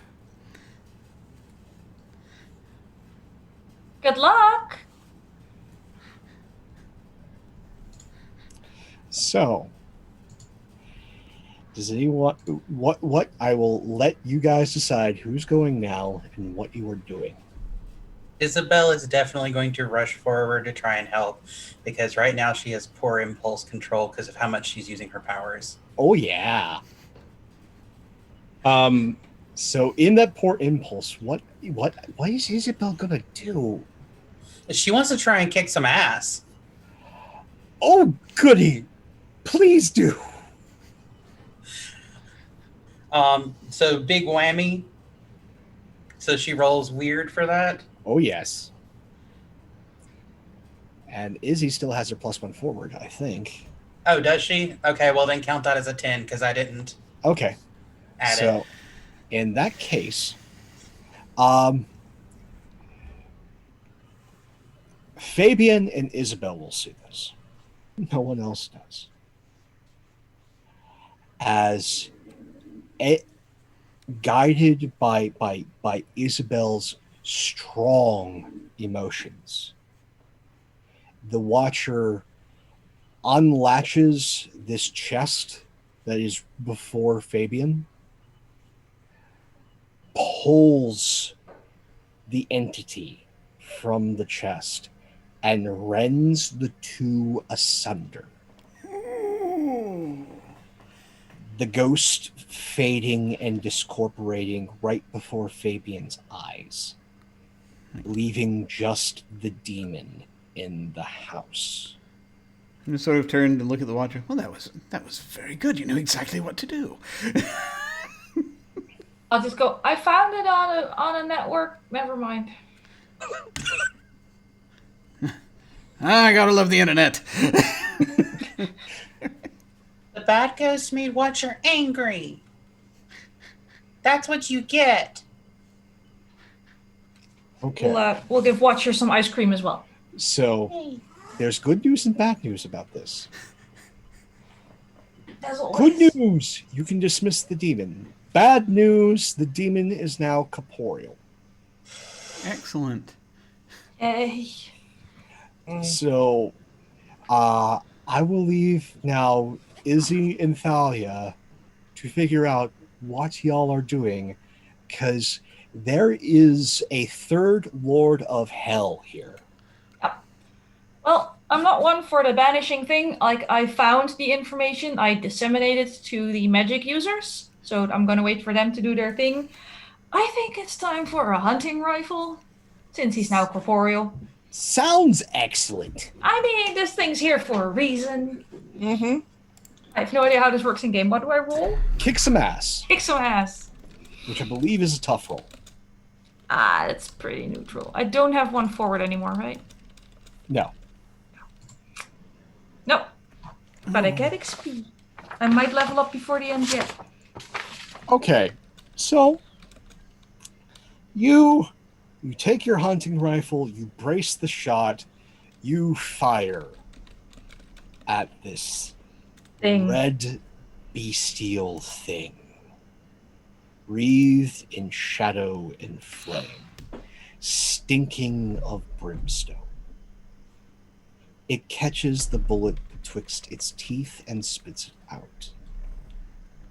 And in but a flash, it is right before you and backhands you so hard you fly out of the house. Take 3 harm. Oh, shit. Ooh.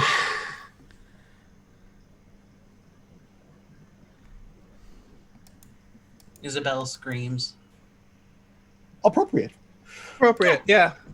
At least Izzy. I'm not unstable yet.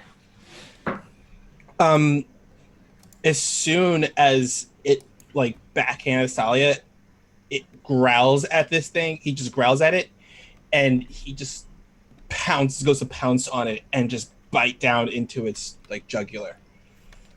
So what did you Or take what- for your level up? I'm just I curious. took extra +1 harm to base. Well done. So And my teeth is already +3 harm, and so it's now a +4 harm whenever I hit. all right, let's do this. So I'm gonna kick some ass. And I have still do I have my +1 going forward because of what Isabel did for me? Yeah.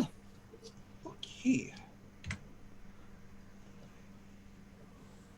All right. 12. Okay. But we're not going to make this one advanced, so you just get one off of the 10 plus. Okay. I will say for this one, Would you like to suffer less harm? Inflict terrible harm? Grant an advantage to someone else, or force them where you want them? I will inflict them terrible harm because I am pissed off. You bite with the force of your ancestors behind it. But this flesh is not of this world.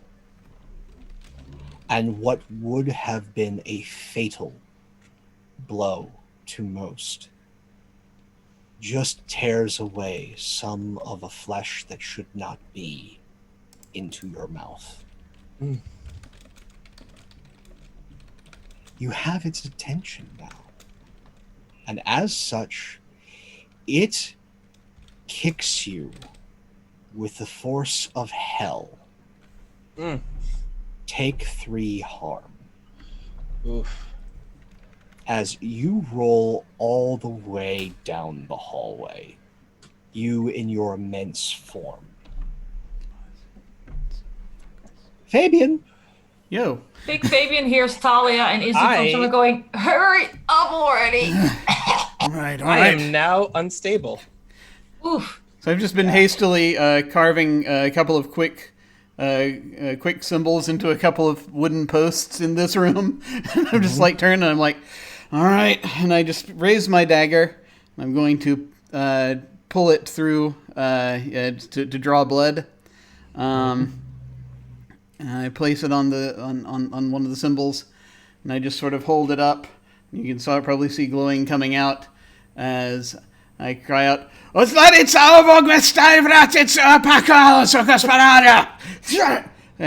I'm going to use magic on it, but I would like to spend luck, if I may, to try to. Is this your last one? It is not my last one, actually. I've Okay. got like 3 left, I think. Okay. So, good news, bad news. Good news, this thing discorporates. It is gone. Bad news, y'all need to run because the house is now on fire. I'm already outside. Bleeding, but outside. That's true. Yeah. Run, guys! I just stagger up to my feet, and what I do is I start running down the hall because it knocked me further down the hall. He runs over to Fabian and Isabel, and kind of like using his nose, like throws Isabel onto his back, and looks over at Fabian. Go. And he just bolts off down the hall with Isabel on his back. So Isabel gets to ride a gigantic puppy. Yes. Go ahead and actually, because you are hurt, Yeah. give me act under pressure. Okay. I'm gonna use my luck for it. Good call. You make it out and then collapse by Thalia's side as the house, every single silver fixture has erupted into an inferno. Fabian, what do you do? Time to take my leave, I think. I'm just going to turn. I'm dashing out. Act under pressure. I'm trying to like. So I just once again successfully used magic twice in a row. because I got the Mystic move here. So if we continue with our cumulative thing, that means I get +2 forward. Okay. If I might. So yes, let's see. Act under pressure. That's which I'm probably gonna need since that's cool, right? Yep. Gonna need that. Okay. Yeah. Here we go. Okay. +2. Yeah. Oh, that's not good. That's a 1. That's very bad. Can I help out by like doing some kind of psychic push to keep it from collapsing on him at the last minute? I will let you help. Okay, I'm gonna use luck Okay. because Fabian's her favorite person. So here's what we see. We see Fabian running down the hallway towards the door, and there is just this explosion of flame from one of the side rooms, hits him, blinds him. He skids and falls just short of the door, as mystically all the windows and doors are closing. As it feels like this entire house is not only on fire, it's shaking. But Isabel, through your will, not even the Watcher, just Isabel's will alone, holds this door open. Come on, Fabi, come on! Bad house! And at that moment, Grayson appears, because you took associate, so I have to. He just bought his life. And drags Fabian out of the house. As it begins to shudder and collapse, you all collapsed on the front lawn. And as we pan up, we just see the title, Monster of the Week, A Long Hot Summer. Yay! Yay, that was Awesome. great. Oh, my poor fantastic. broken ribs. Oh, man. so good. So I was good. 2 away from dying. I Awesome. was 4 away from dying, so... Wow. Well, that was great. Pope, thank you so much for going and playing this. Thank you all very much for coming and playing this with us. This was a delight. We're gonna go ahead and go around then and do our outros.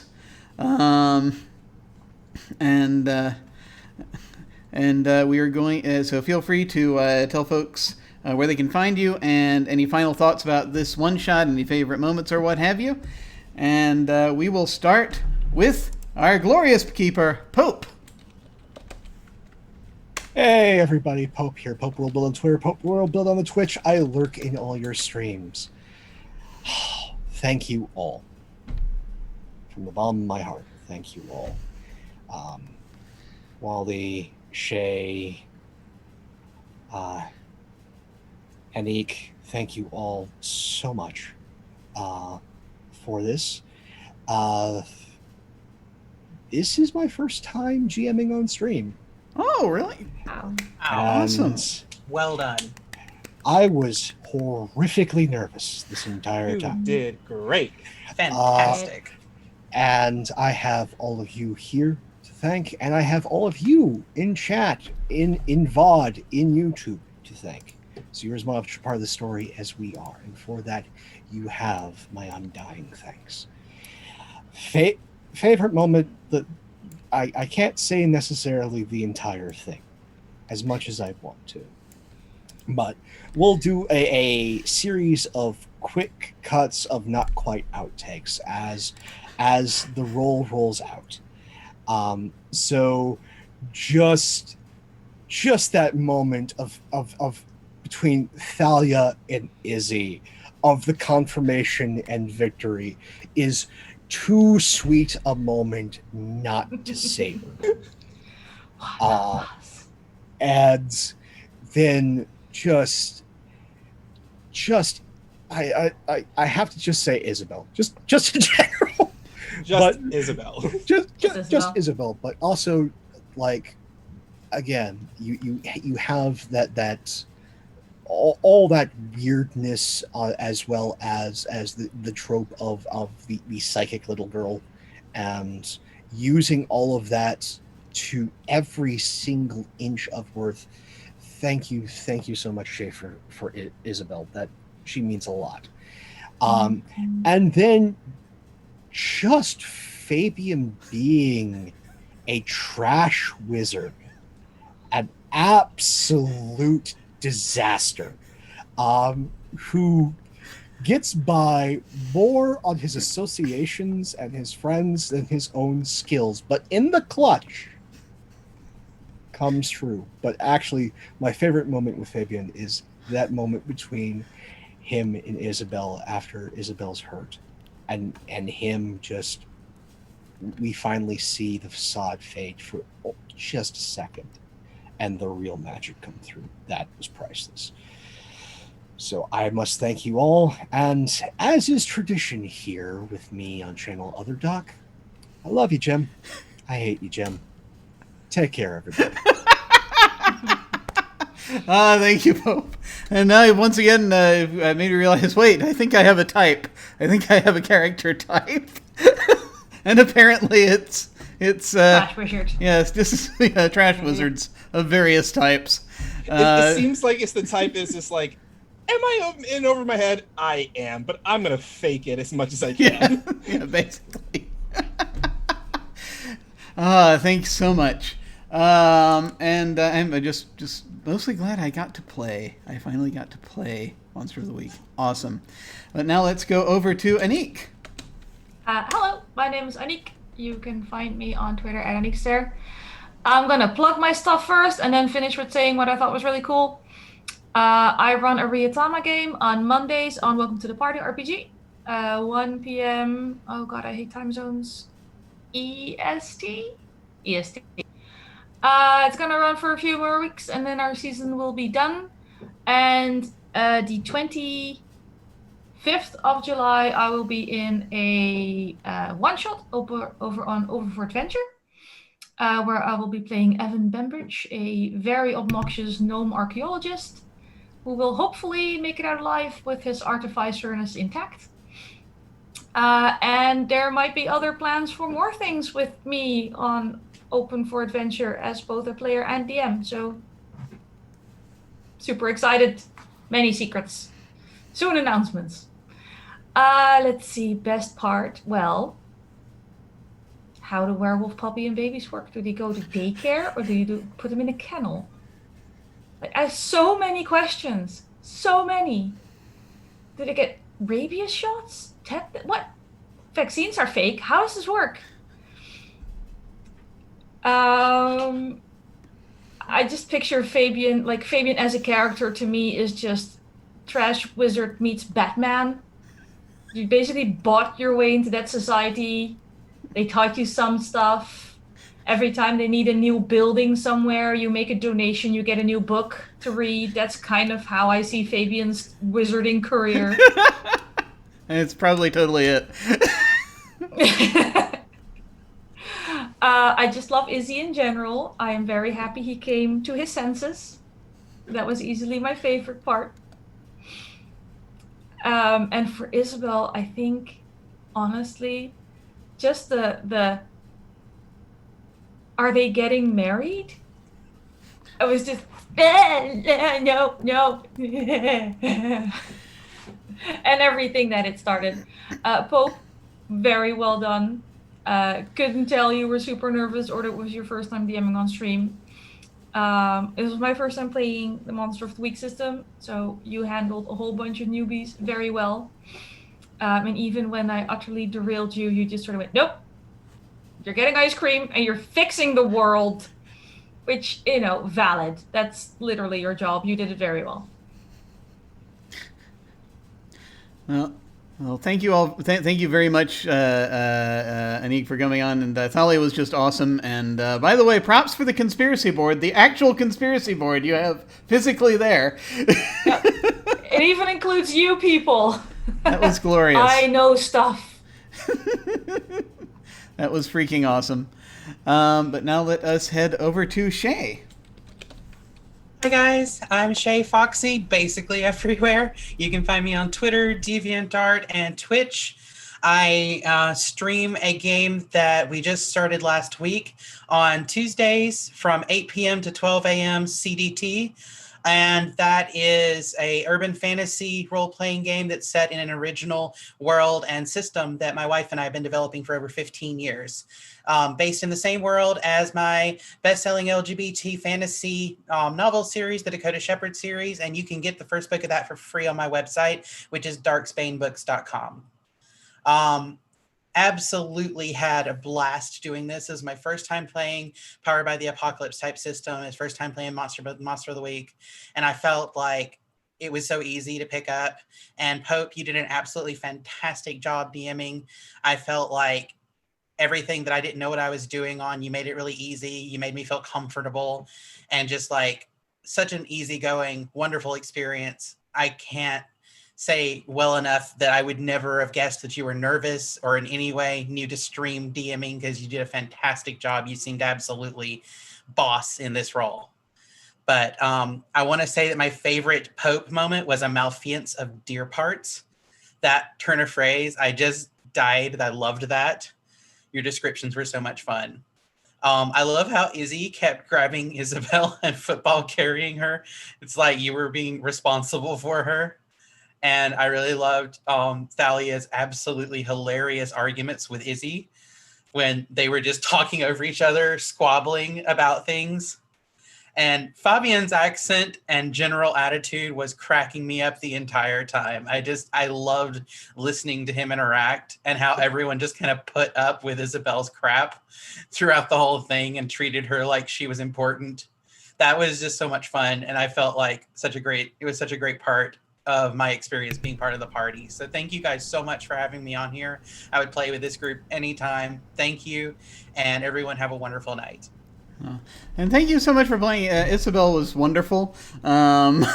It's just so cool getting to do that, and I really loved having that moment where we got to where he got to Fabian actually got to heal her up, got to reveal yes, I actually does care about her. So that was really cool. Just but just the sheer ability to. Just the thing with the Watcher was really neat, and I just sort of loved the way that it interacted with everything. So that was really awesome. And finally, over to Wally.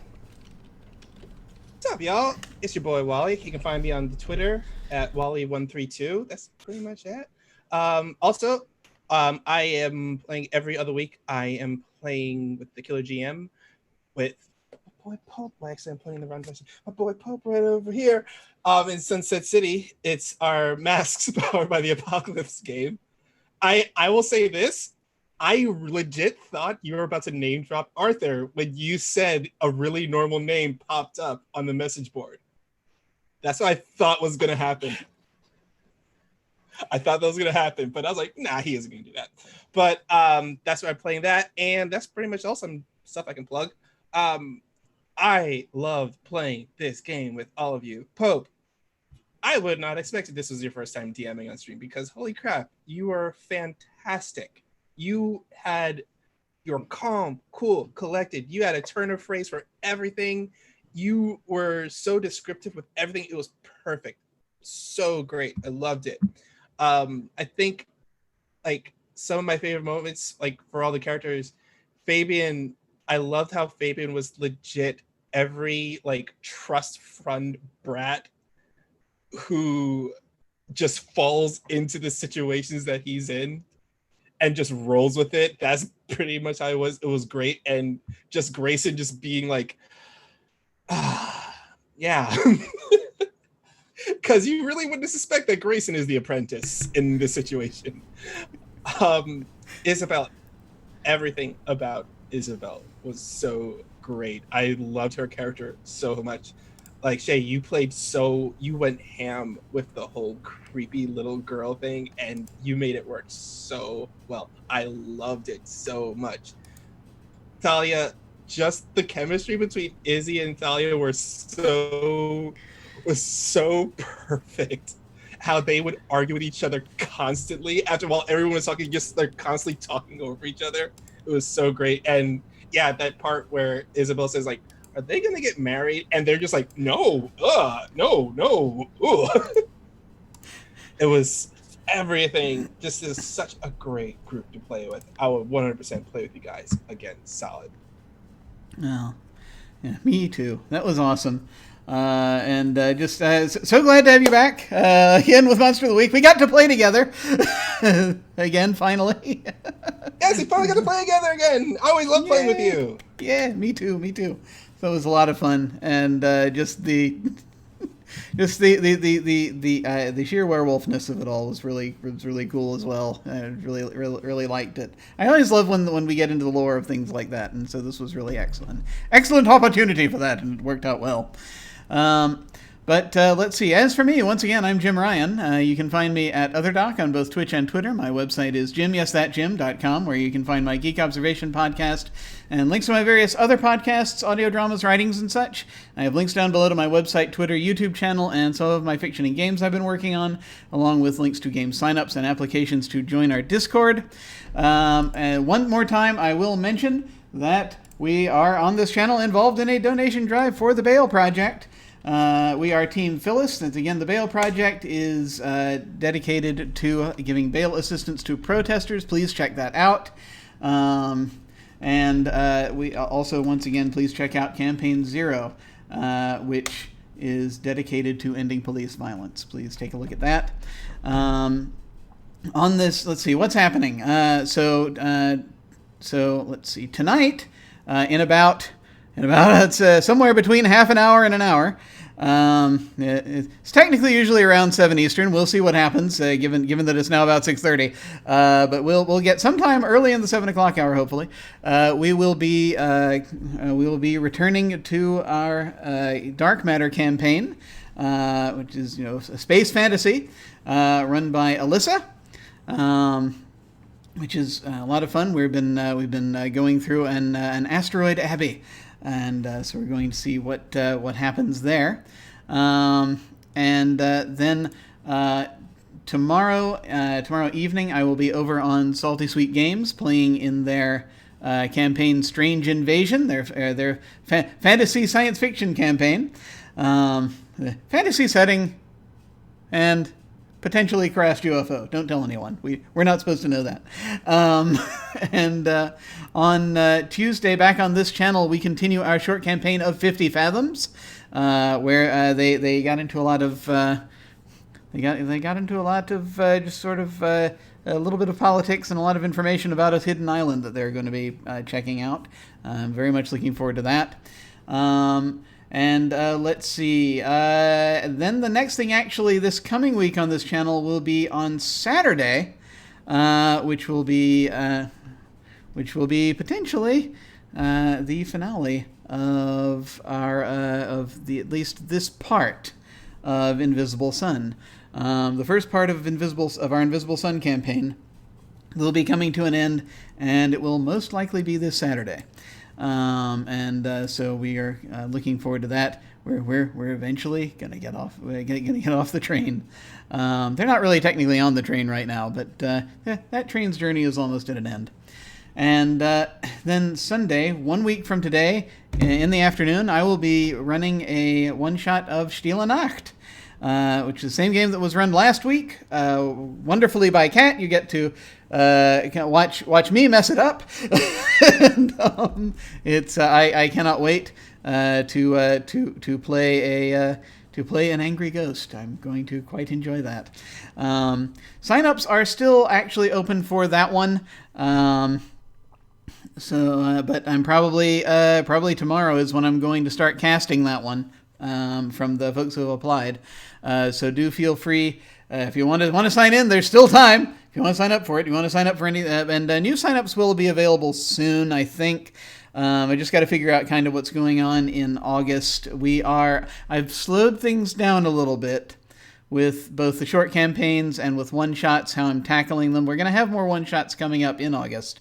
I got to just sort of plan those and figure out kind of how I'm putting those together.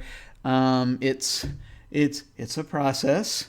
A lot of things are happening, and I need to make sure I have enough mental space for it all. So just dealing with that, and so you know the various bleed of things into real life and such. And so that's going to be coming up. There will be signups coming soon. The short campaign that is going to be starting in August, most likely, will be Urban Shadows, and I will have more information on that once I've got 50 fathoms cleared out of my brain, and I can make space for it again. That's where it will go.